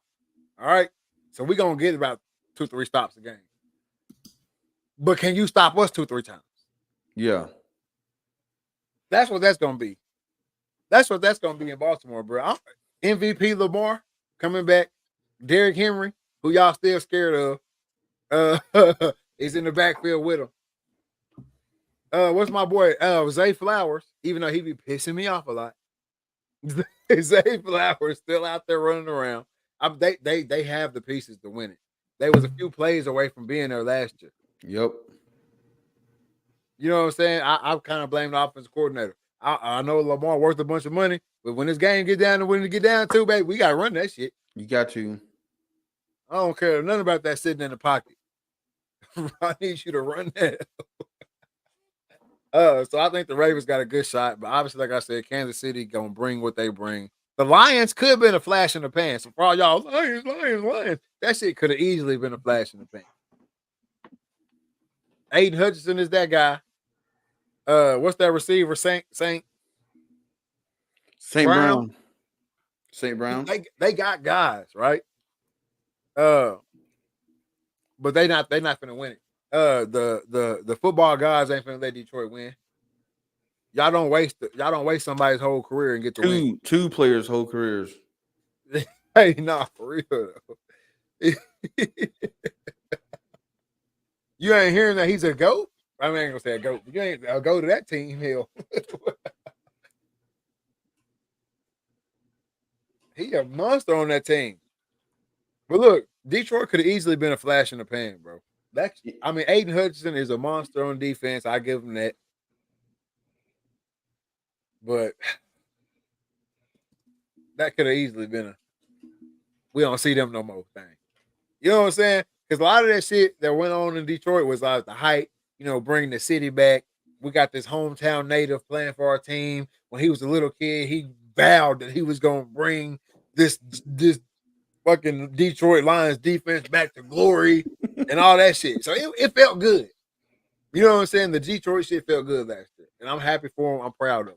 I think they got hold on Thanksgiving. Yep. I think they got hold on Thanksgiving and all that stuff. But either way it go, I think the end result, they got as far as they was gonna get. You know what I'm saying? They even had a chance in that game. But I think that could have been a flash in the pan. The ghost of Matthew Stafford and Calvin Johnson and Barry Sanders ain't gonna never let that shit go. No. Hell no.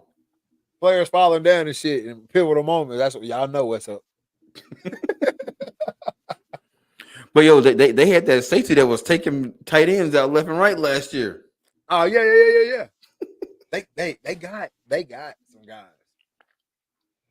They got some guys. I just think how I feel about that Cinderella rah-rah shit. I think all that shit, it brings a lot of wins to the table. But when it gets down to the nut cutting, that's it. That feel good shit ain't gonna get you so far, man. But see, always here's the thing that people don't realize. Like, I don't even like the term Cinderella story, because think about it. Cinderella got her moment, but what happened at midnight? Her shit came to an end. Take her ass back home. You gotta go. Pumpkin. We here. Like, you know what I'm saying? Like, that's the situation though. You got people don't really like believe in like the football guys and all this type of shit. But I promise y'all, the sports realm has its own type of like energy, I guess it is. I don't know what to call this He shit. got his own Like when you deities watching a out there, game, man. yeah, when you watching a game, you can say, "Oh, these motherfuckers gonna come back," and no matter what that other team do, it's the comeback is happening. All right, that's how it go. And so I really do believe like if you treat players bad and shit like that, bro, that shit gonna. Bro, what game was it? What game? Oh, it was Miami versus Duke. Miami, all you gotta do is down the ball. I mean, take a knee, and the game is over. They run the ball. They run it, and it's like 10 seconds left. Then they decide to throw the ball, gets picked off, and then Miami goes down, scores, win the game. People like, oh, what happened? Football guys, look here, man. You know what to do. You down the ball, game over with. But y'all want to run these squeeze out 2 plays when you already got the game won. You punished. Bro, it happens all the time. And they be like, man, that missed field goal gonna come back to bite you. Y'all, that dude might have missed that field goal in the first quarter. It might have been the first possession of the game. He missed that field goal. Then y'all commenced to whooping their ass. And then all of a sudden you look up in the fourth quarter and y'all damn down 3. Yep. They done came back and now y'all down 3. Hey, don't forget about that 3 y'all left on the board back there in the first quarter, baby. Yep. It came back and beat. It came back and got you. We've seen it all across sports. But I think that's truly true, especially like for organizations like Detroit. How like y'all had Barry Sanders. All right. Y'all had Megatron. Dude named Megatron. And then Matthew Stafford, who also, I mean, when you draft an NFL quarterback, especially in that time period, that's what you draw. Yep. You know what I'm saying? Like that's the guy you draw. He gonna sling it. He got a little Brett Favre in him. You know what I'm saying? He's smart with it though, so he got that Peyton Manning, he got that Tom Brady-esque to him. You know what I'm saying? He know what to do at the line of scrimmage. You know, he read the defense. And what did he do the first time he left? First season he was gone. No. Super Bowl. So that's what I'm saying. Like, and I think even like shit like that is football guy situation, right? Yeah. Like you spend your whole career fighting tooth and nail and not even make the playoffs. Man, let's go ahead and give him one. Shit. You know what I'm saying? He deserve it. Ray Lewis on his way out. The Ravens, it don't matter what the Ravens did in that season, bro. They was finna win that. Yep. Bro, the lights went out on their ass. That's like that's how strong that football guy power was. The lights went out. They came back and won that joker. But think about it, bro. Ed Reed was on his way out. Ray Lewis was on his way out. Like that whole legendary Falcons defense was on their way out the door. Ravens. Ravens. Suggs on his way out. Well, I think Suggs left and went to play in Arizona. Suggs stayed for a few more years way after that. He stayed for a few more years after that. So. But no, man, they had it. They had the football guys had that shit locked up so tight. It didn't even matter. Even last year. Remember last year when the Chiefs was playing terrible football? Yep. They was playing terrible football. And what we say on here? Wait till the playoffs. Don't let them get in the playoffs. Y'all ain't gonna get them now. The football, the guys ain't gonna let nobody get them now when they look like this. Wait till they get in shit, that's late Super playoff Bowl form. Yeah, that's Super Bowl, baby. Because it don't matter what they do. They missing balls, interception, right through the hands, touchdown, right through the hands type. That's the shit they doing, and they winning games in the NFL like that. Yep. It's something else behind that.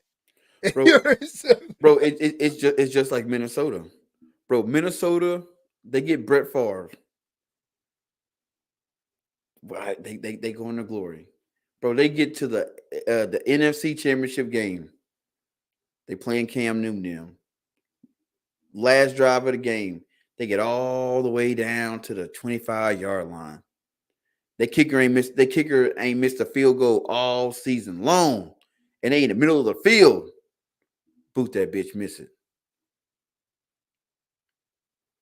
Missed that one. Oh man, we got the best team possible. You know what I'm saying? Kurt healthy. We got the best receiver in the game. We got the best our defense is top 5. First game, what happened? Kirk Cousins, Achilles. Hey, and you got to think about shit like this. Even like the Saints game for the Vikings, when Buddy just straight up dove and missed the whole dude. All you gotta do is tackle him, bro. All you gotta do is tackle him. Game over. Clock on 0. Just missed him. Gone. Touchdown. Ball game. Bro, bro, I'm telling you, there are some teams that are just destined they ain't never gonna win one. It's not in the cards for them. Like bro. You got 32 teams in the NFL. How many don't got Super Bowls? A bunch. A bunch, bro. How many you think? Guess. I say 20, 32 teams in there. I say 20 of them hoes ain't got. No, there's only 12. There's only 12 teams that ain't got Super Bowls. 12 teams never won a Super Bowl, and that's Arizona, Atlanta, Buffalo, Carolina, Cincinnati, Cleveland, Detroit, Houston, Jacksonville. It says the Chargers, but it says Los Angeles Chargers. So that was, bro. Say some of that shit might be fake news too. This is from February 2024. No. I'm saying some of that shit they counting them before the merger shit. Oh, okay. Like you know what I'm saying? So like NFL, because it's only been how many Super Bowls? Like actual Super Bowls? 50 something. So is them counting them, or they just counting out of them 50, or they counting all the shit? It says 12 NFL teams have never won a Super Bowl, but LA Chargers the Chargers haven't won one. I'm thinking about the Rams. So yeah, Chargers never won one. Minnesota and Tennessee. Yeah, this list right. Yep, because Arizona never won one. Atlanta haven't. Buffalo, Carolina, Cincinnati, Cleveland, Detroit, Houston, Jacksonville, the Chargers, Vikings haven't, and Tennessee Titans haven't. So yeah, 12 teams. It's the ones that really hurt on that list is the ones that have been in it. Yeah, the who's been in it? Oh, the Falcons been in it. The Falcons been in it. The Cardinals been in it. Yep, Tennessee been in it. And that's it. That's the one. Arizona lost on the toe tap. And Falcons got their ass blew out in the second half. Yep. They were up 24-3. That's back when I had my fandom rolling. And 20 teams have won Super Bowl. Give me them years on the Super Bowls from the 20 teams. Let me get that. Do they got that? If you ain't there, don't worry about it. No, it's got it.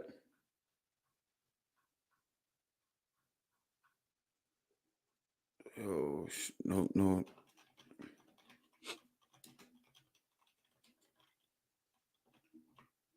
Only reason I'm asking that because didn't the Bills have a run where they went to like a bunch of Super Bowls in a row? Yeah, early 90s. I'm just trying to see their Bills. I want to see that Bills run because I think it's disgusting. I think they went to a bunch of Bowls in a row. Like 6.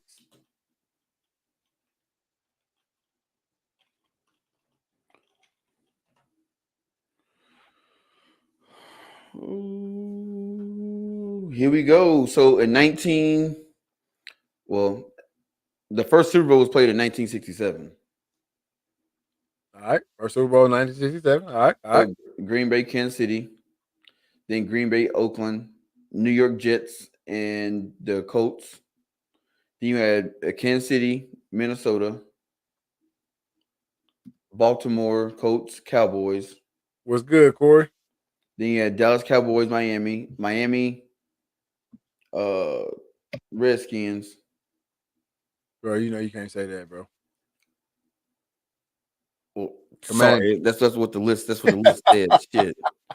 Dolphins, Vikings, Pittsburgh. Damn, the Vikings went. They went in 73. They went in 74. They went in 75, and they went in 77.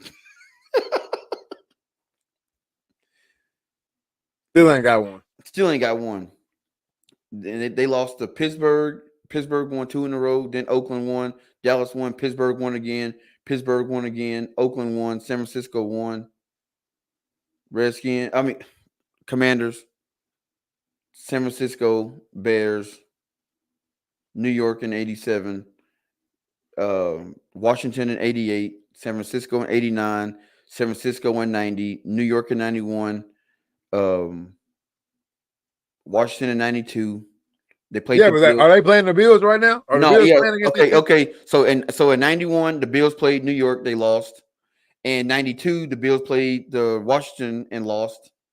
And 93, the Bills played the Cowboys and lost. And 94, the Bills played the Cowboys and lost. So they went to 4 straight Super Bowls and lost. Oh, the 4 in a row. I thought it was 6, but yeah, 4 in a row. 4 in a row. They still ain't got one. Or do they got one? They don't got one. Yeah, they went to 4 in a row and didn't get one. Yeah, that sucks. That sucks. They went to 4 straight. I bet they was like, all right. After the second one, it was like, all right, this third one, we got this. And then especially the fourth one, you like, bro, we gotta win this. Like, ain't no way. Because at that point, you know your window closing, and they ain't been back since. You ain't thinking, you thought it was closing, but you ain't know it was closed. It was closed. I'm sure the football guys like, hey man, we gave y'all 4 in a row. We gave y'all 4 in a row. We gave y'all 4 in a row. 4 in a row. I watched some of them games too, like on the little shit they got. Boy, it was some nasty ass games. Yeah, nasty games. They would lose on like some last minute. Come here. Hey man. I mean, no. So who your pick? I don't think you gave us a pick. Did you give us a pick? Yes, I did. I said Houston. You said Houston. Cam said the Chiefs. I'm going with Baltimore. No, Nick, that 93 Super Bowl wasn't no fluke. They got beat 52-17. 52-17. Bro, they lost 2 Super Bowls to the Cowboys. Hell, they sad to say the Bills' last Super Bowl appearance was the Cowboys' last Super Bowl appearance. They said the football guys said, hell, this window closed on everybody. We done with y'all. Hey man. I just don't see no other team. I like the Houston pick. I'm trying to think of another team right now that's that could be an easy contender. Not like somebody who's gonna have to come out and surprise. I guess the Bengals are really an easy contender. Easy. Right? They got Joe Burrow back. Yep. We count them as an easy contender. I would. Who else?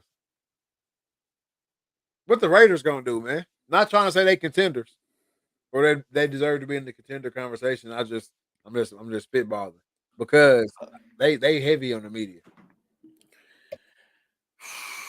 Man, until they get a quarterback, I don't think they're gonna do too much of nothing. Who that quarterback this year? Minshew? I don't even think it's Gardner Minshew. I think it is. Corey Reed said Ravens might be out. Yeah, you're a little bit late. That's my pick. The Ravens is my Super Bowl pick for this year. I'm gonna run with it too. What that wheel looking like? Yeah, how many names we got on the wheel? It's got to be 10 on there now. No, it's only 8. Only one more person got on there since you said that. I see 2 new names right here. I put the Corey Reed. Yeah, I put them on already. 8.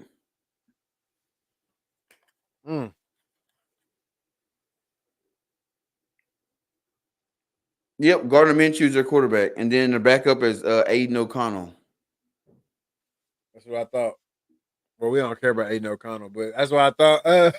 Gardner Minshew was their starter, but which is solid. Because he one of them dudes. He gonna find a way to win. He a solid starter. I don't know if he a full year starter though. That's the only thing. But he is solid. He is solid. Get the job done while you need him to get it done. Maybe they can make a move at the. I don't know, bro. We start But talking about the QB position. you look at they roster, man. It's like, bro, y'all don't got like I don't know who Zamir White is. I know Devontae Adams, Jacoby Myers. I don't know him. He receiver. Trey Tucker. Don't know him. Brock Bowers. He questionable. Don't know him. Like y'all, the only thing that's gonna save the Ravens. I mean not Ravens, but the Raiders is a defense. Running back is too. Running back is what's the name? Zamir White. Zamir Rice. That running back. I thought it was That's their starting running back. Zamir White. Zamir White.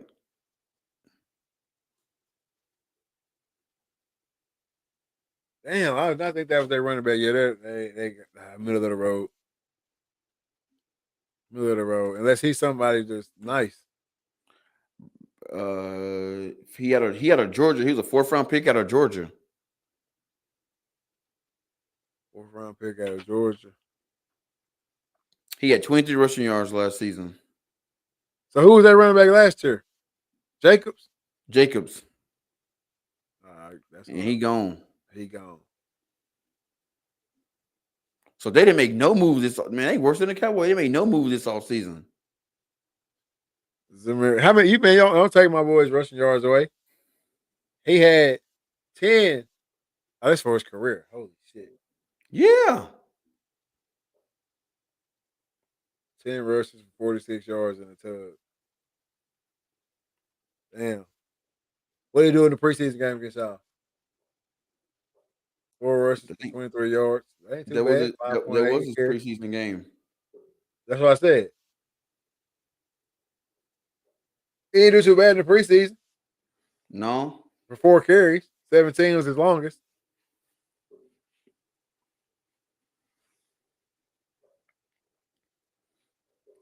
So yeah. And he caught a pass. No reception. No receptions. He was with the team last year, 14 games played. Oh, he had no rushing attempts last season. They didn't touch the ball none. Bro, they didn't go get nobody, bro. I mean, even look at their backups. Do you know any of those dudes? Who is Dylan LeBay? I don't know a lot of these guys. I don't know a lot of these cats.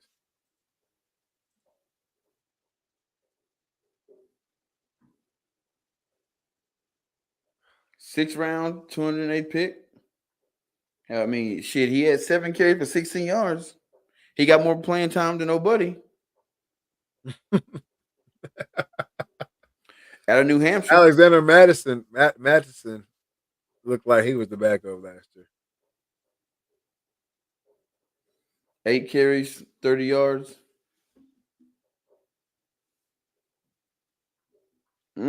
I'm just saying. I mean, he got 584. He was in Minnesota for forever.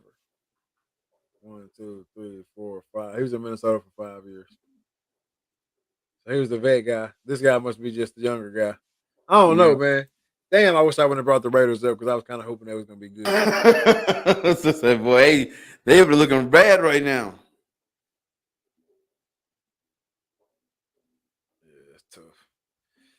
That's tough, man. Shout out to them though, man. Hope they can bring that shit together, dog. But sometimes it beat them teams like that. Yeah, sometimes they do. We talking about the football guys. They might be like, man, look here, man. Everybody, look. They got a bunch of nobodies. Super Bowl. Now they all become somebody. Then you never hear from them again. Oh man, hey, football season is back in full swing. Come Saturday. Well, I guess we only get one game Saturday. Man, I'm kind of getting disappointed. We getting one Division 1 game, but there's gonna be a ton of D1 AA's on TV. Yeah, but we only get one game that we're gonna get geared up for, really, and that's Florida State, Georgia Tech. Game this weekend, man. I'm excited for it. I'm ready for football season. Like I said at the beginning of the show, the best season there is out there. Thursday through Monday It's the only sport that give it to us like that outside of baseball, because baseball give you that shit every day. But Thursday through Monday, it's full football from here on out. Or I guess after this week, it'll be from here on out. And I'm just here for it, man. I'm here for it. But since it is football season, I gotta ask these questions. All right. All right. Number one receiver in the league right now. Whew.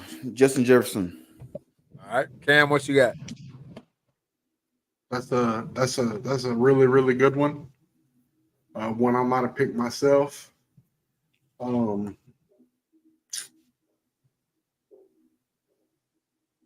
know what the numbers are looking like or the rankings.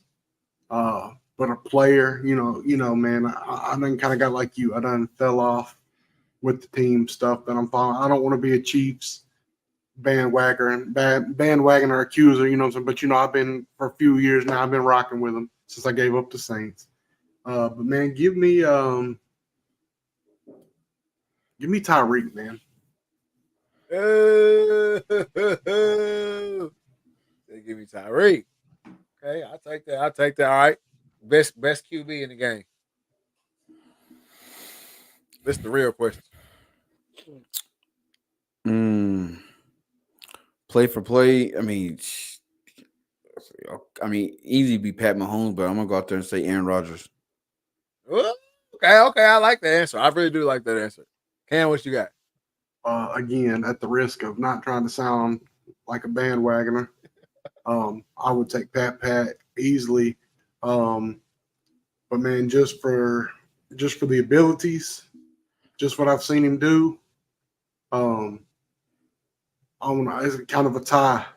If I can't take Pat, which I would take Pat any day, give me Lamar or give me Joe Shiesty.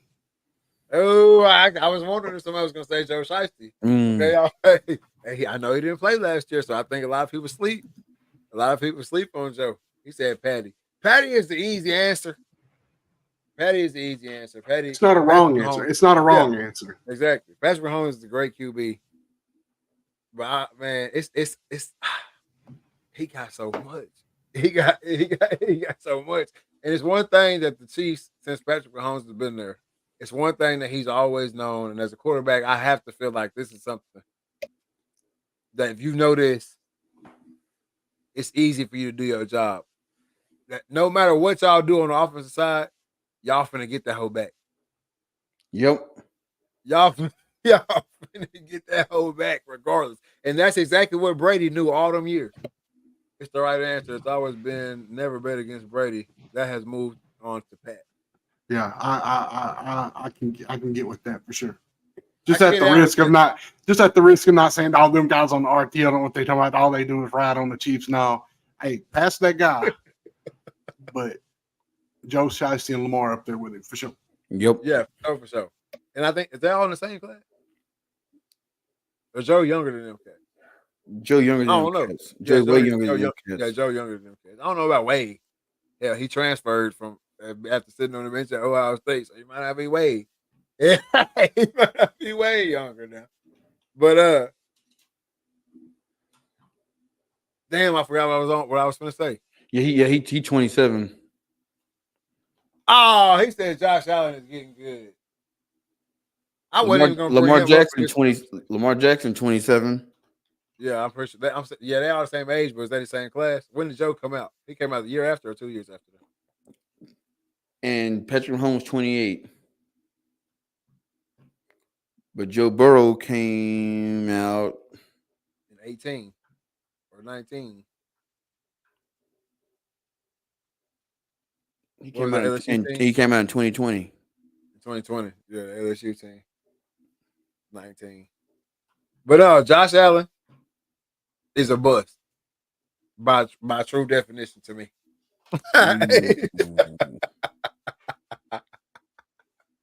Hey, I know nobody want to go with it, and nobody want to really roll with it. But what else do you call somebody who came in with all the expectation and have not reached those goals? How long before you can say, "Oh, damn, he a bust"? And that's where I'm at with Josh Allen. Yeah, He got a big arm though. he definitely missed his window because they are almost. I mean, they've dismantled that entire team. He's the only one left, really. He got a big arm though. So that bitch 80 yards on his knees or whatever they say. But no, I think I like Patrick Mahomes, man. I think he is a great QB. I just like what Lamar can do. I believe in Lamar's throwing ability, and he can. No quarterbacks matching him on foot. And then I think his throwing is not like it's nowhere near like everybody tries to make it out to be. Right. You know what I'm saying? So that's where I'm at with Lamar. With Joe Shiesty, it's kind of like the best of both worlds. You know what I'm saying? He's like the best of both worlds. He got a little razzle dazzle to his game, and you know for sure he can sit in there and sling it. Yep. So I like all them answers. I like all them answers. All right. This is the hard one right here to me. Best running back in the game right now. Best running back in the game. Damn, I mean, the easy answer would be Derrick Henry, but I'm gonna go out there and say Josh Jacobs. That's a tall order right there. That's a tall order right there. Cam, what you got, man? Oh man, I'm like Corey. I like Derrick Henry. Like you said, that'd be an easy answer. Oh, I can't forget about my Christian McCaffrey either. Shit. Yeah, I was about to say Christian McCaffrey. I don't know. I was always a fan of him. I hated the team that he was on, just because I just hate the Giants. But I'm hoping to see. I'm hoping we haven't seen the last of the good years of Saquon. Oh, I think we might actually get a little revamp. We might actually get a Saquon revamp, man. Yeah, with the Eagles, hell yeah. Best running back in the league right now. For me, man, because I don't want to go there. I don't want to go. I know you're gonna say, but go ahead. I don't think you know who I'm gonna say. I do know you're gonna say. Who I'm gonna say then? And I'll Go tell you ahead. you're right. I'll tell you you're right. Oh, a dude from Atlanta, B.J. Robinson. Damn. Hey, yeah, I think Bijan could possibly be the best running back in the NFL. I'm not mad at that either. Because you gonna say, because he can run it and kick that bitch out the backfield.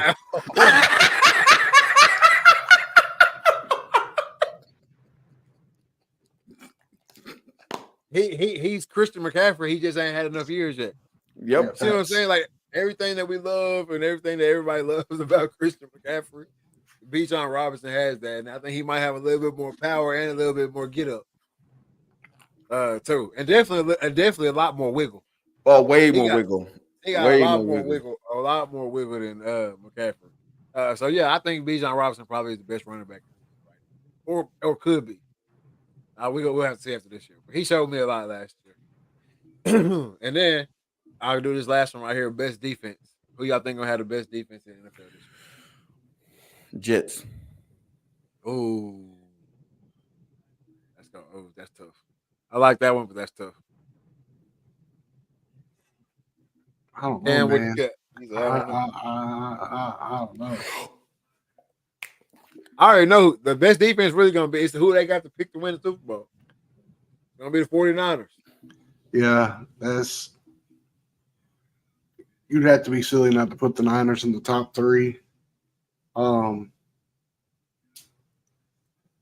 I'm trying to think, man. All the cats that defensively that I just really liked is all getting old. Like Cam Jordan on the Saints, he getting old. Honey Badger in New Orleans, he getting old. Corey said he like the Steelers. I'm gonna tell you when Honey Badger was getting old. When he picked that bitch and pulled his hamstring running across the end zone, I was like, "Yep, that's a sign you getting old." Hey, boy. He said, I like the Steelers. The Steelers' offense going to be so bad, it don't matter what they put out there on D. Nope, because they defense better be good. They can't hold up. What was you talking about? The Ravens? They had some adjustments on defense. Yeah, the Ravens got a solid D. They got solid D line. They just solid. You know that Ravens are always gonna put a good defense out there. regardless. But I think the best defense. Who do I think? I thought I had it, but then I don't. Now I gotta think again. The best defense. It's gonna be the 49ers. I'm gonna stick with it. I'm gonna stick with the 49ers. Yeah, I almost switched it right then, but I'm gonna stick with it. It's hard Or not to. Houston too, though. I was gonna say Houston. No, I'm gonna stick with my answer. I'm gonna stick with my OG answer. 49ers. Do you know what Clutch Sports say? What? Yes, Houston. Cleveland. They got Cleveland having the best defense, then Ravens, the Jets, Kansas City, Patriots, Steelers, Houston, Cowboys, 49ers at 9, Green Bay at 10, Chicago at 11, Detroit at 12, Vegas, the Raiders at 13, Jacksonville 14, Buffalo 15, Minnesota 16, New Orleans 17, Miami 18. All right, so we got Myles Garrett, who's questionable right now. I know that's Deshaun Watson who's questionable. Where is Myles Garrett right now? In Cleveland, we got Myles Garrett, Okoronkwo, and Isaiah McGuire. Dalvin Tomlinson, Maurice Hurst, Saki Aka, and Jawan Briggs on the other side. Shelby Harris, Quentin Jefferson, Mike Hall Jr., and Sam Kamara at D tackle. Zadarius Smith, Alex Wright, Isaiah Thomas, and Jeremiah Martin at right end. Jeremiah Oswald Kamura at will linebacker. Jordan Hicks at middle linebacker. Devin Bush at Sam linebacker. Denzel Ward, man, he's been there forever. At corner, but he is good. Grant Delpit at strong safety. Jawan Thornhill, Martin Emerson Jr. at the other corner, and at the nickel is Greg Newsome the third or the second. I've looked at 3 different lists, and they got Cleveland with the number 1 defense in the NFL right now. Outside of Myles Garrett and Zadarius Smith and Denzel Ward,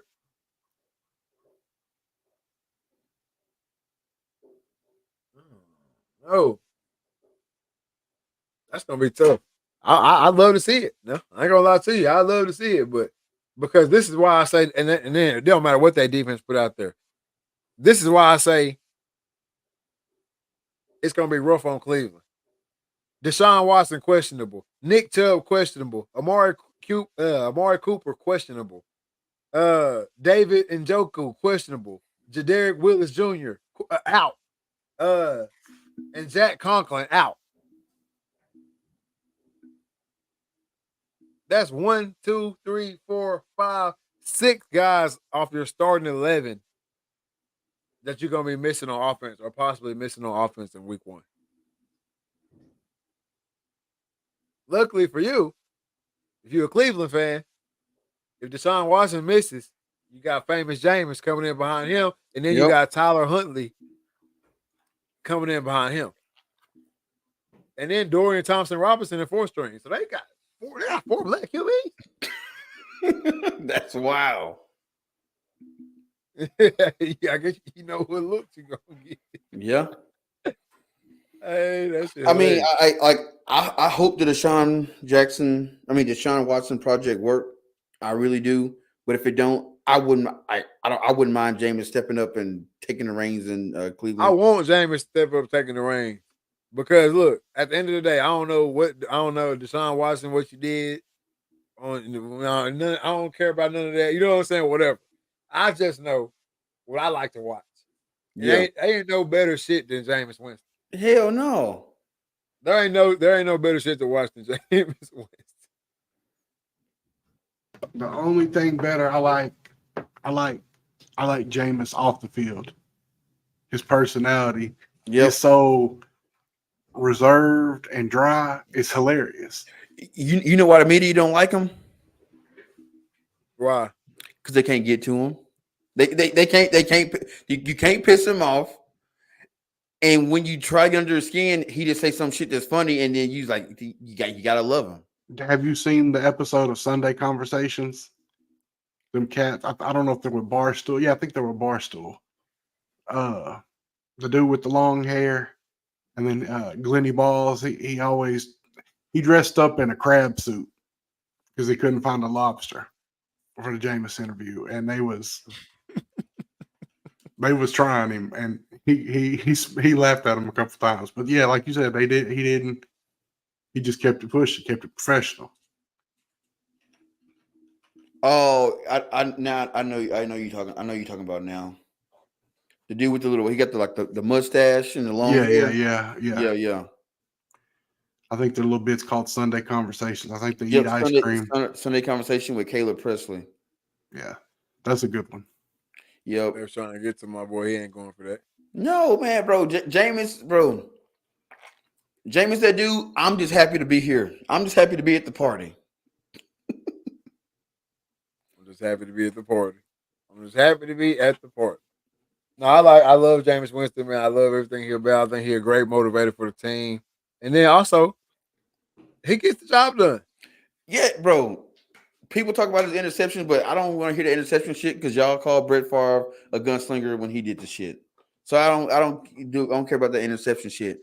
But the thing that I love about Jameis, I've always loved him. But whatever he did was Buddy needed a touchdown to get his bonus, and they down the ball. He's like, nah, hey, I took it upon myself, change the plays. Hey, we got to get him his bonus. That's why he ain't in New Orleans right now. Exactly. Hey, they brought that up on Sunday Conversations. He was like, "We're gonna do a little role play," and he was like, "I'm gonna pick up the phone. You want to talk to Coach?" Hey, boy, my boy. Hey, and then, he owned it though. Yeah, he did. He said, "I asked the team, hey, look, it's gonna be on me." It was a team decision. He's the black Ron Fitzpatrick as far as role goes. At least that's how I see him. Okay. I ain't mad at that. Fitzmagic done had some runs, man. Hey, speaking of cats like that, bro, there are just some cats in it that get in the NFL, bro. It seems like they stay around for a long ass time. It's like they always been there. It's him, Brian Hoyer, Nick Foles. So it's a couple of the cats. Bro, that shit is simple as this. It's called coming to work and doing your job. It's as simple as this shit. Coming to work and doing your job. I don't need to talk to you. I don't need you to talk to me. I don't need I don't need no cameras coming over here. None of that shit. I come in. I know these plays. This is how you run these plays. Because that's how the QBs be fucking up in the NFL. Yeah. Oh, I'm in the game now. You know what I'm saying? Oh, I know it's a out route right here, but wouldn't it be clean if I had him run a go? He scored on it. Motherfucker run that go, throw that pick. Now his ass at home next month. You know what I'm saying? With guys like that, I just forgot his name. It's on the tip of my tongue. He's in Atlanta now. Are you talking about Cousins? How does Kirk Cousins still have a job, bro? Because he got the best agent in the damn game. That's how he got so much money. That ain't how he got a job because he come to work. He sit at his desk and he do this job and go home. So guess what? When it's time to call around and call somebody, we know we can call on Kirk. He ain't doing that. He went home. I know he ain't out here in these streets.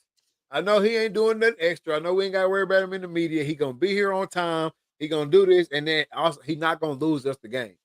Is he gonna win us a Super Bowl? Probably not. But he not gonna lose us the game. That's fair. And so I hire him any day. Now his agent, that's a bad man right there.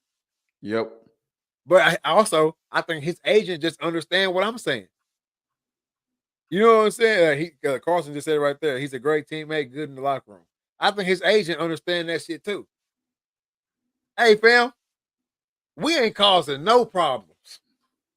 You know what I'm saying? Like we didn't been in this hole so long, not causing problems. That us not causing problems is a plus in this league. Exactly. So you can bring me in. I'm not going to cause no problems. I'm not going to stir up the locker room. And just so happens, if we rattle off a couple wins or two, all the cameras going to be over here. Tell every player on here to put their chains on me. You see what I'm saying? Yeah. Now we got chains, Kirk Cousins, so he got everybody ice on the plane. That type of shit. That's feel good story. Because all the QBs across America, man, you might not have could have been Cam Newton. You might not can't be Tom Brady. You might not can't be Pat Mahomes, but damn it, you could be Ryan Fitzpatrick. Yep. So he good to have around. You can be Kirk Cousins. Look, he was 4th round out of wherever, you know what I'm saying? Well, they love to say this shit. Lightly recruited out of high school. Man, that shit was 15 years ago. Hey, they love to say that one, though. It's just about Aaron Rodgers, bro. They still be saying that shit. Bro, Aaron Rodgers don't even know that little high school kid that didn't get no offers like that. Showed on. He ain't looking for him. Come on, bro. Bro, another one. Josh McCown. Yeah, Josh McCown was around for. Still around. Where he at? Carolina. Damn, boy. You know you trash when you backing up Bryce Young. Like think about that. Bryce Young was probably in elementary school when he got in the NFL. But had there been a few of them too, though? Yeah, Josh and Blake. Boy. Holding that job down, boy. Come and do your job. Where my boy Charlie Batch? How many years was he in the league? Shit, somebody probably still paying him. Charlie Batch. Charlie Batch. That's what I'm saying, bro. Bro, Charlie Batch played he played from 1998 to 2012. Come on, man. Stop playing with Charlie. I ain't started for nobody. No, he was started in Detroit in 98. How long he started in 98? Yeah, it wasn't long. 98. 98 to 98. Hey, man. You just got, bro, you got to be a professional as a backup. Even your boy in Dallas right now. What here, this is what happened. It says Charlie Batch was a starter through the better part of 98. And then when Barry Sanders started, they put the weight on Charlie Batch and he couldn't hold up. So then they brought in what's his name from Detroit? That was I can't think of his name now. But yeah, he lost the starting job after in the 99 season. That's after Barry Sanders retired. Yeah, so one season. Yeah, one season he was a starter. We're one of the best running backs to ever play. Yep. After that. Hey, shout out to him though, bro. John Kitna. He got replaced by John Kitna. John Kitna. Boy, hey. Oh, my bearded dragon over there tweaking out. That threw me all the way out because I sounded like somebody was coming through that window. But no, being a backup QB like that, like you just gotta know your role and do your shit. Like I was saying, your boy in Dallas right now. Cooper Rush. Yeah. When you hear about Cooper Rush outside when Dak hurt. You don't. Exactly. You don't. Hell, if I was Trey Lance, I'd be writing in the Dallas Morning News and all that. Hey, man, stop talking about me. Yeah. Leave me be, dog. Leave me be. I'm trying to ride this Cooper Rush ride. Oh, I forgot. Chad Henne's still in the league. Chad Henne, that's another one. Hell, it's actually a bunch of QBs in the league that probably should have been gone. He just won another Super Bowl. He just won another Super Bowl. Chase Daniels. Where he at? Hell, Georgia. LA. Damn, boy, that's when you know you bad. Andy Dalton still in the league. But he gonna be in there for a long time. When did Chase Daniels even come out? Bro, I remember Chase Daniels at South Lake Carroll. He 36. He started in 99. 09 draft. Where he said he started? Not 99, but yeah, 09. My bad. 09. Damn, he was at Missouri in 08. That seemed like it wasn't that long ago, but it really was. Casey Keenum. Case Keenum out of Houston.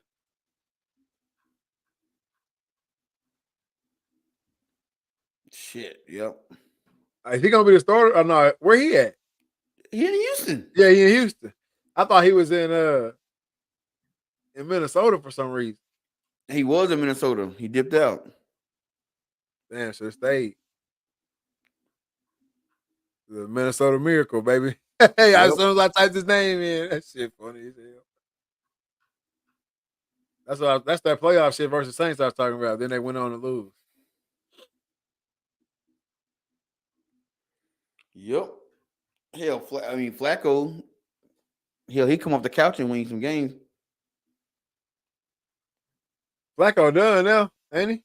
Yeah, he on the couch now. He said, "Shit, Yeah. if y'all not gonna make me the starter, I ain't finished. Y'all call me when you need me. You know where I'm at." That's what. No. He ain't on the couch. He in Indianapolis.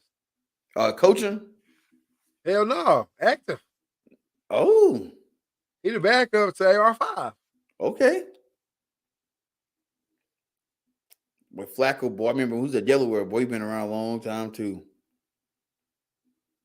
Yeah, Flacco really old for real though. Like he old for real. But I think the oldest quarterback was like Brad Johnson. When was Joe Flacco's draft year?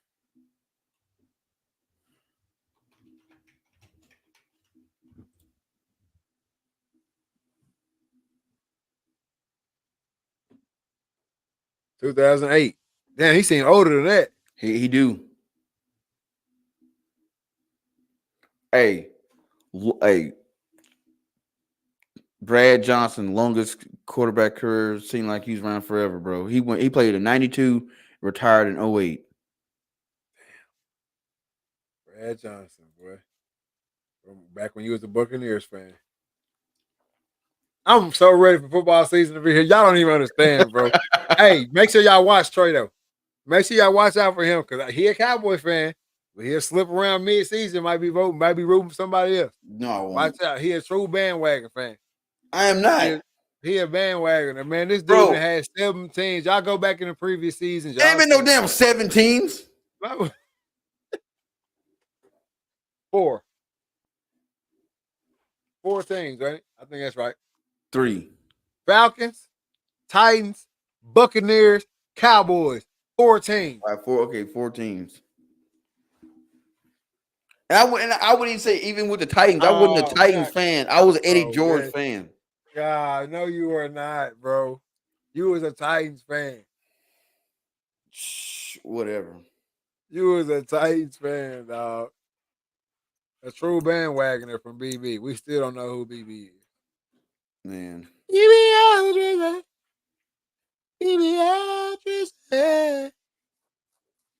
Is Justin Fields or Russell Wilson starting for the Steelers? First of all, it's Russell Wilson. Second of all, Justin Fields, I haven't done no research into because I think getting both of those guys was like, I don't know what they're trying to do. But I heard Justin causing issues, causing a fight. Is it? Yeah, they got into a fight in practice like 2 weeks ago. I heard they had Justin Fields taking reps at running back, taking reps at wide receiver, just trying to find somewhere for his ass to play. Which I think is crazy. Because he could be a QB somewhere. But, damn, Pittsburgh, they just trying to have a winning season. That's it. As long as they have a little winning record, they ain't. Hey, tell your friends, tell your homies, tell your people. We need one more name on the wheel in these last few minutes to spin this to give away this $300. Y'all quit playing. Hey, you hear me? One more name. Get somebody to fame. I think Wilson will get benched, but they say Wilson does well with offense. This is the thing. He a vet. He a real vet. Yeah. So he ain't gonna. He's Super Bowl vet at that. That's what I'm saying. He a real vet. like they've been in the game for real. There's not going to be too many offenses or schemes or anything like that he's not going to be able to definitely in practice integrate himself into and look well. Right. That's not going to be a hard task for him to do. It's Russell Wilson. But what happened when it's this new wave? Because that's the problem with like the older QBs right now, and I'm ready to see if Aaron Rodgers can battle that too. But with older QBs right now, the problem is this new wave of defense, this fast paced defense that they showing at you. They're showing all these different looks, and then they coming at you from all these different spots. You got guys like Micah Parsons now who's playing defensive end. If your offensive lineman don't get their hands on him, he on you like that. Can't really get away from him. You know what I'm saying? Like that type of situation. Like Russell Wilson's biggest attributes is like his spin out. He's able to get outside the pocket and make a play happen. Extend. You know what I'm saying? That was like his biggest attributes with the Seahawks. Well, now he can't do that shit. Right. So it just turns him into in the pocket Russell Wilson, which we've never liked. So that's what happens with these old QBs. And but you can't bench him because Justin Fields is not a guy who can come in and spot play. No, not at all. No, he needs that. He needs like 2-3 games to get warmed up. Hell, it seemed like. Then you only got one. You only got one receiver. We've seen both of these guys with just one receiver, and then this shit didn't look good. No, not in these later years. Now, back in the day, Russell Wilson with just one guy was tough. but he had a hell of a backfield though. Yeah, he had a hell of a backfield, but I'm just saying, as far as throwing the ball wise, he did a hell of a job. What was it, Lockett? Whoever that one, they had one. Yeah, for the longest time, they had one good one. He hit one that caught the ball off his foot, didn't he? Some shit like that. Then you had what's his name over there with Moore, with just one guy. He was over there with just Moore in Chicago. So I think you was putting them both back in situations that we don't like them in. It was just bad pickups. Yep. Bad pickups all around the board for me. But I'm bro, this football season, the NFL to college is gonna be tough. And I'm ready for it. I'm trying to hang on. We at 217. I'm trying to hang on for one more day on this wheel, man. But it don't look like we're gonna have no late night edition. We really should have jumped on TikTok. TikTok live. Yeah, before and brought people over, but hey, sweeten the pot till next week. Sweeten up that pot.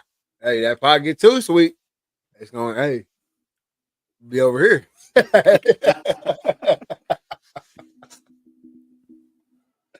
Hey, man, but y'all know what time it is, man. My favorite part of the show, bro. I got to have my mental health check. If somebody else come in the comments during this part, we will spin the wheel.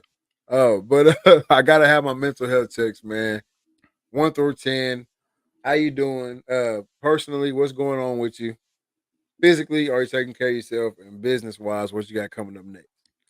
Shit, personally, man, this week has been just rough, man. Had doing all this stuff for work with DOJ, and then I had, I guess, I think her position is an LMAP or whatever from one of our. She's in home office, but she's like over one of our strat accounts, and so had her in the car with me today, riding around. Learned a lot about what's going on at home office and stuff. Just been a busy week, Carbon TV stuff and all that. So personally, man, sitting probably about a 7 right now. This is kind of wore out. Physically, man, feel pretty good. Went out today and helped set up targets out of Archery Outfitters. Being the youngest cat out there, did a lot of the lifting. So that's just come with the territory.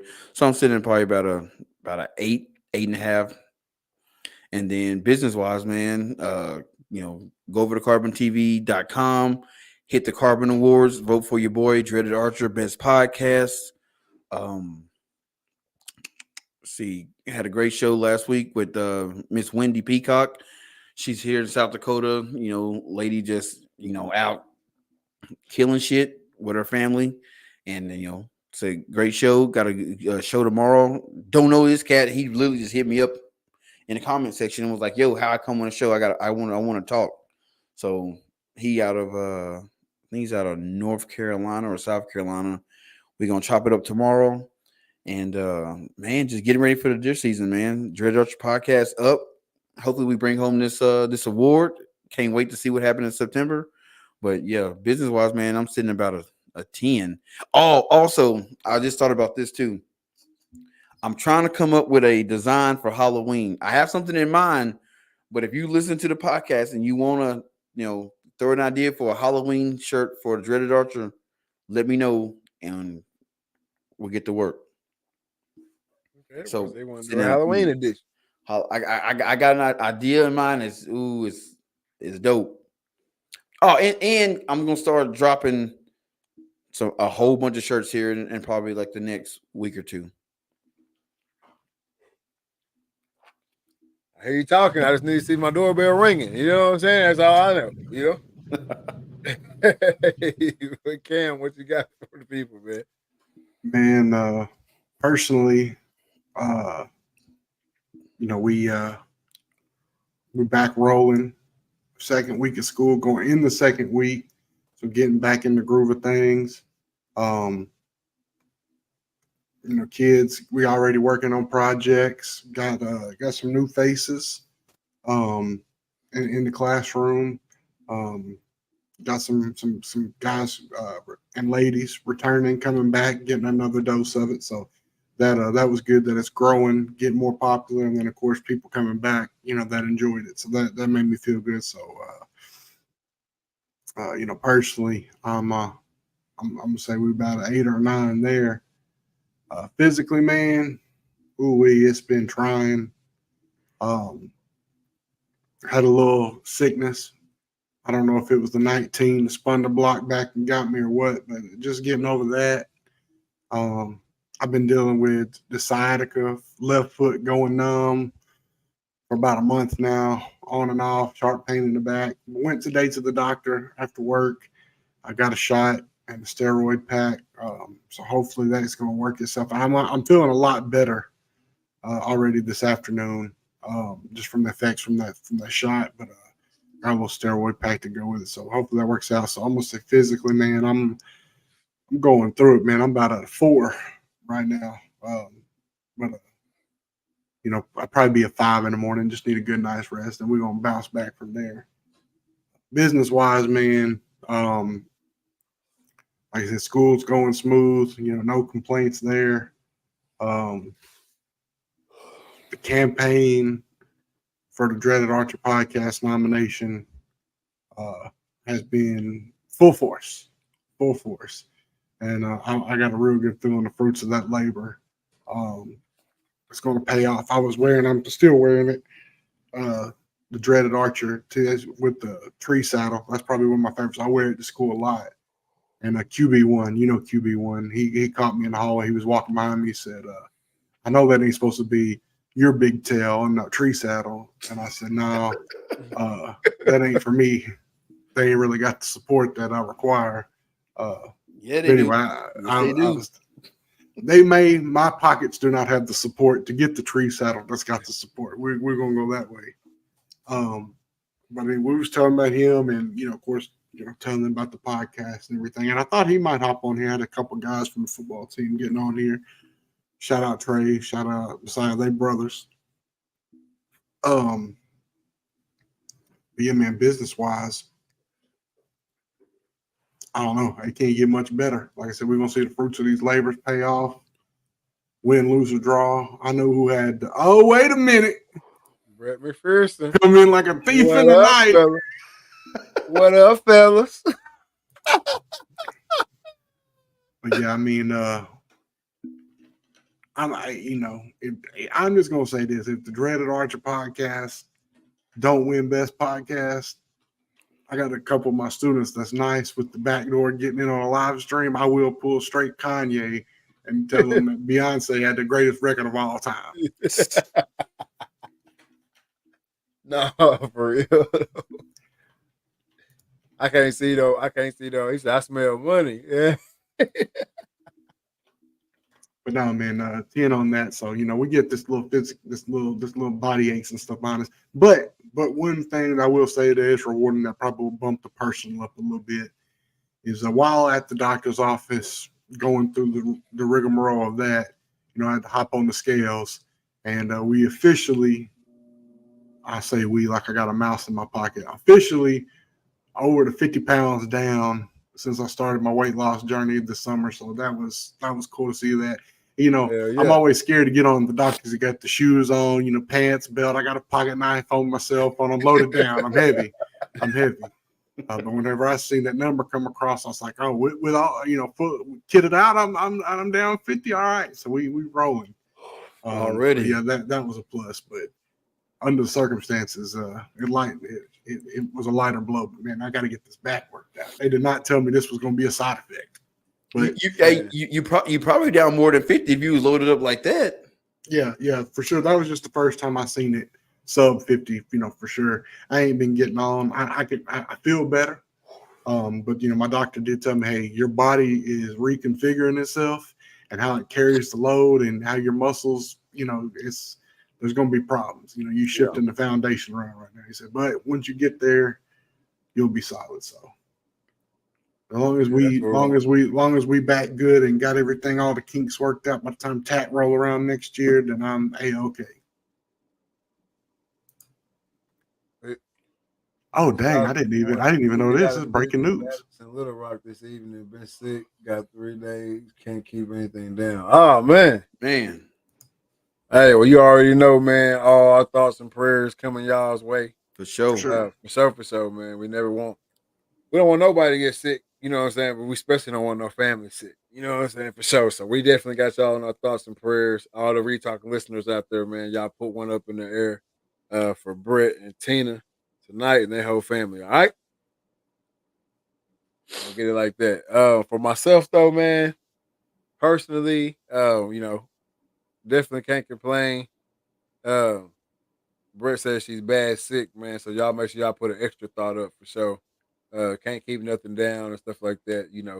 It's a lot of sickness going around right now. We about to do a change in season. Yep. When you go to that change in season, that's when like a lot of the sicknesses come around and stuff like that. So hey, everybody, Germ-X it down. I ain't gonna say wear the mask again. I don't know if those were helping or not. But Germ-X it down, man. Keep 50 feet. I know they say 6 feet, but you gotta take it all the way back to the old school song. Give me 50 feet. Hey. Yeah. And just try to stay healthy, man. But we definitely gonna keep y'all in our thoughts and prayers for sure. I hope she gets better soon, no doubt. But yeah, personally for me, hey, just grinding it out. I say about a 7 or 8 right there. Just moving through this whole thing, you know what I'm saying? Just moving through it, leveling up. It's like I think I'm a video gamer. I game all the time, man. It's just it's levels, bro. It's levels. You just gotta keep unlocking shit and leveling up and unlocking shit and working on your character and leveling up. And so that's where we at right now. So I say about a 7, 8, 9 right there on the personal. Physically, man, I feel real good right now. Obviously the back pain and stuff like that. My little back surgery also got pushed back to the 28th. So right now I still haven't had that done. But that's coming up on the 28th. So we're gonna knock that out, push on past it and keep it moving. But other than that, man, I feel great. Got a little kickball tournament coming up. Loosen out. I think I'm about to golf too. I'm about to start golfing. All right. I haven't said it for a while. But I'm really about to start now. So I feel good. If I'm saying I'm about to start golfing, I feel good. So I'll give myself about an 8, 9 on the golf. Brett says my neck was swollen up. Stretched down both legs and I rubbed my heart on the tree in the backyard this morning. What? I think you meant to say. He talking about he a deer? Yeah, right. Yeah, he rutting.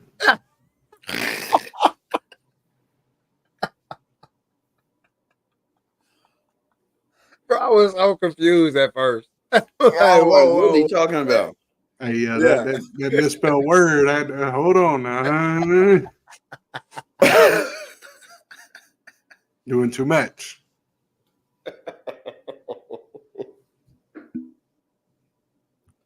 Oh, I'm dead. But no, man. Business wise, hey, there's definitely no complaints there, man. You see it right here. Dreaded pushing hard for the Dreaded Archer podcast right now. Trying to get that dub, bring home that Man. dub. Best podcast on Carbon TV. And then work. Hey, I can't complain. Probably got top 5 jobs in America. You know, so I can't complain at all. Right there, bookings, still getting booked, still putting that stuff out. Hey, business wise, man, we at 10 right now. It's 10 up. We on episode 31 of the Read Talk and Listen podcast. Hey, what more can I say? Never thought we'd be trying to give away money on this show. Right? Giving away money. So I can't complain at all, man. Business is a 10. Green Arrow is going up. If you need to book something, Nicholas Free Photography on the Facebook page, the Instagram, all that good stuff. Get out there, give me a call, and we'll get it knocked out. But yeah, business wise, it's a 10, man. And speaking of that, as it is a 10, man, let's spin that wheel. Spin that wheel, man. We got 10 names. You got to be here. 20 seconds. We'll be on the clock. And make sure we get that theme music. Make sure we get that theme music right. Give me that theme music.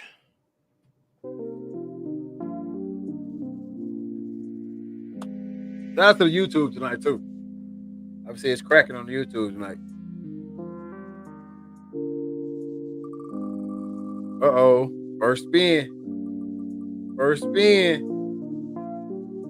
Hey, thought it was going to be Fred. We got a Blake Morgan for the spin on the win. On the win, on the spin. 20 seconds.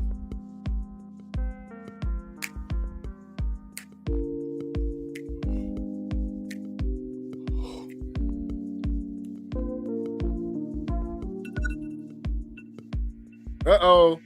I think I hear it. I hear the timer. The timer? I heard that timer. That was Spin it. that thing.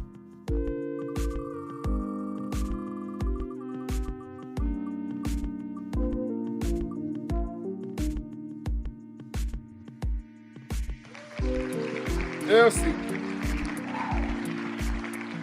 Get in the chat. Say something back. Just like that. That boy Brett said nope. There it is. Hey, that boy Brett must be keeping his own stop. Oh, ooh, that was close. The delay. She said, hey, I don't know what the delay looking like. I don't know what the delay looking like. Blake said no. Damn. Hey, we're gonna put it out there to the time clock, man. I ain't got the clock. So what was that? Was that late? Man, the timer had definitely gone off before the comment came through, but we know.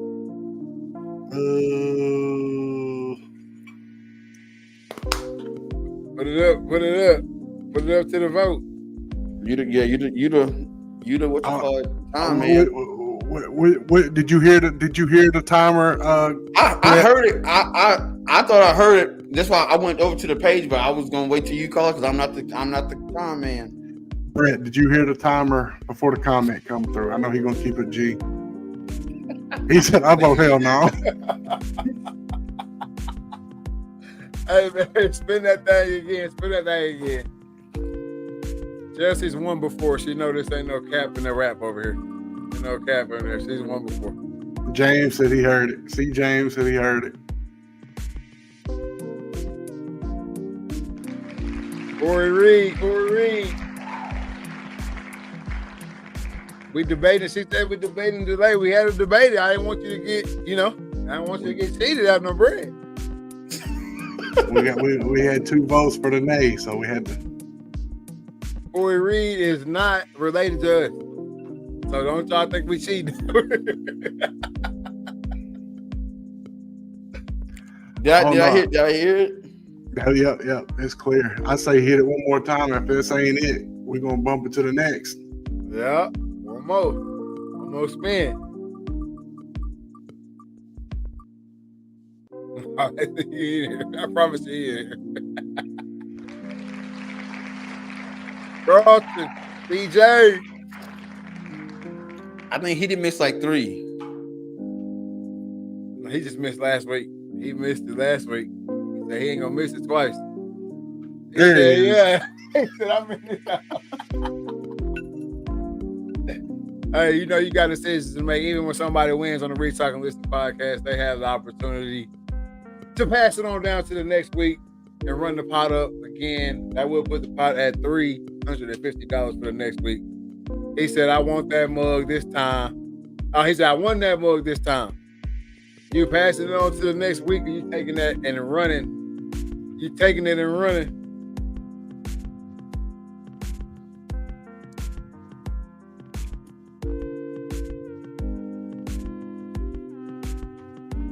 I'm taking it. Lunch on me, lunch on free.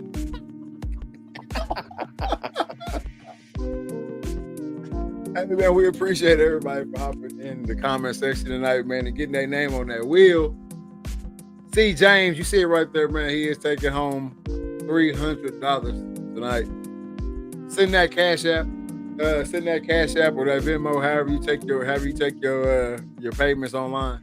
And we'll get that over there to you, man. $300 in the chat. Again, shout out to everybody who got in the chat. Oh my God.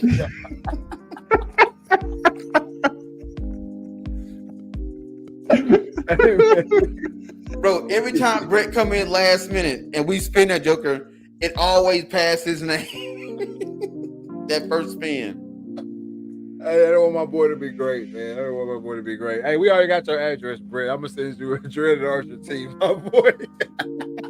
Hey, I still got one in the closet I gotta take to him. We just every time he come down here, we go to link up. It don't pop off. And I'm going up to his neck of the woods next month. So if he ain't made it down here, I'm gonna take him a pack. Man. Yeah, like he's far away. He's like right down the street. Like less than 15 minutes. Nah, he in Stuttgart. His folks is in Ogden. Oh. I'm about to say, he said definitely sure ain't white. So. Man, I gotta meet Brett, man. I gotta go about 35 miles to get one of them, Brett. Yeah, about 35 miles. Hey, man, shout out to everybody who got on the wheel, man. We love the wheel. Don't cut off the music during the, you know what I'm saying? Hey, yeah, we love the wheel, man. Y'all make sure y'all keep coming, man. We're going to keep coming with these giveaways on the Reed Talk and Listen podcast. You know, football season is coming here. So we about to really ramp up, you know, the conversation, the debate and everything like that on the weekly. We're not really basketball guys. We had to cover a lot of basketball this year due to the WNBA becoming the W again. So we've been heavy on the basketball, but now it's our time to shine, man. It's football season. I ain't got to do as much research. I can literally just watch and speak on it. But no, man, shout out to everybody who got on the show tonight. I think we're gonna do the last words with the beat too tonight. We're gonna do the last words with the beat, man. Hey, y'all got any last words for the people? Man, I had something, man. You know what? No, I do got something. You know what? I'm gonna go back to something I've been saying for a long time. If you got something you want to do, start doing it. It's either gonna be one day or day one. One day is hardly ever come, but that day one, when you start, you can run it from there. Yeah. What you got for him, Cam? Hey man, double tap that just like that. Just like that. Just like that, man. Hey, y'all know what time it is. Grab them babies a little bit tighter. Grab gather people around you a little bit tighter, man. 2024, anything can happen at any time. All right. You shouldn't see that same person on aisle 1, 5, 7, and 9, and then see him again in the parking lot. There ain't that many coincidences in life. All right, keep yourself protected. Have yours on you. Not for damn sure. Don't have mine on me. Oh, I got one more thing too. Oh, yeah, I was about to go out so smooth. Go ahead. This ain't no green screen either. This is my back. Who said it was a green screen? I had people in the chat talking about some green screen. This is no green screen. This is real. No, this is a green screen. Behind me. Right here. This is a green screen, all right? I need to know that right now. Hey, man.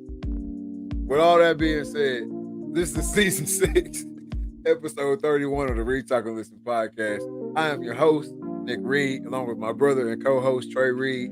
Killer Cam on them 1s and 2s. We are out.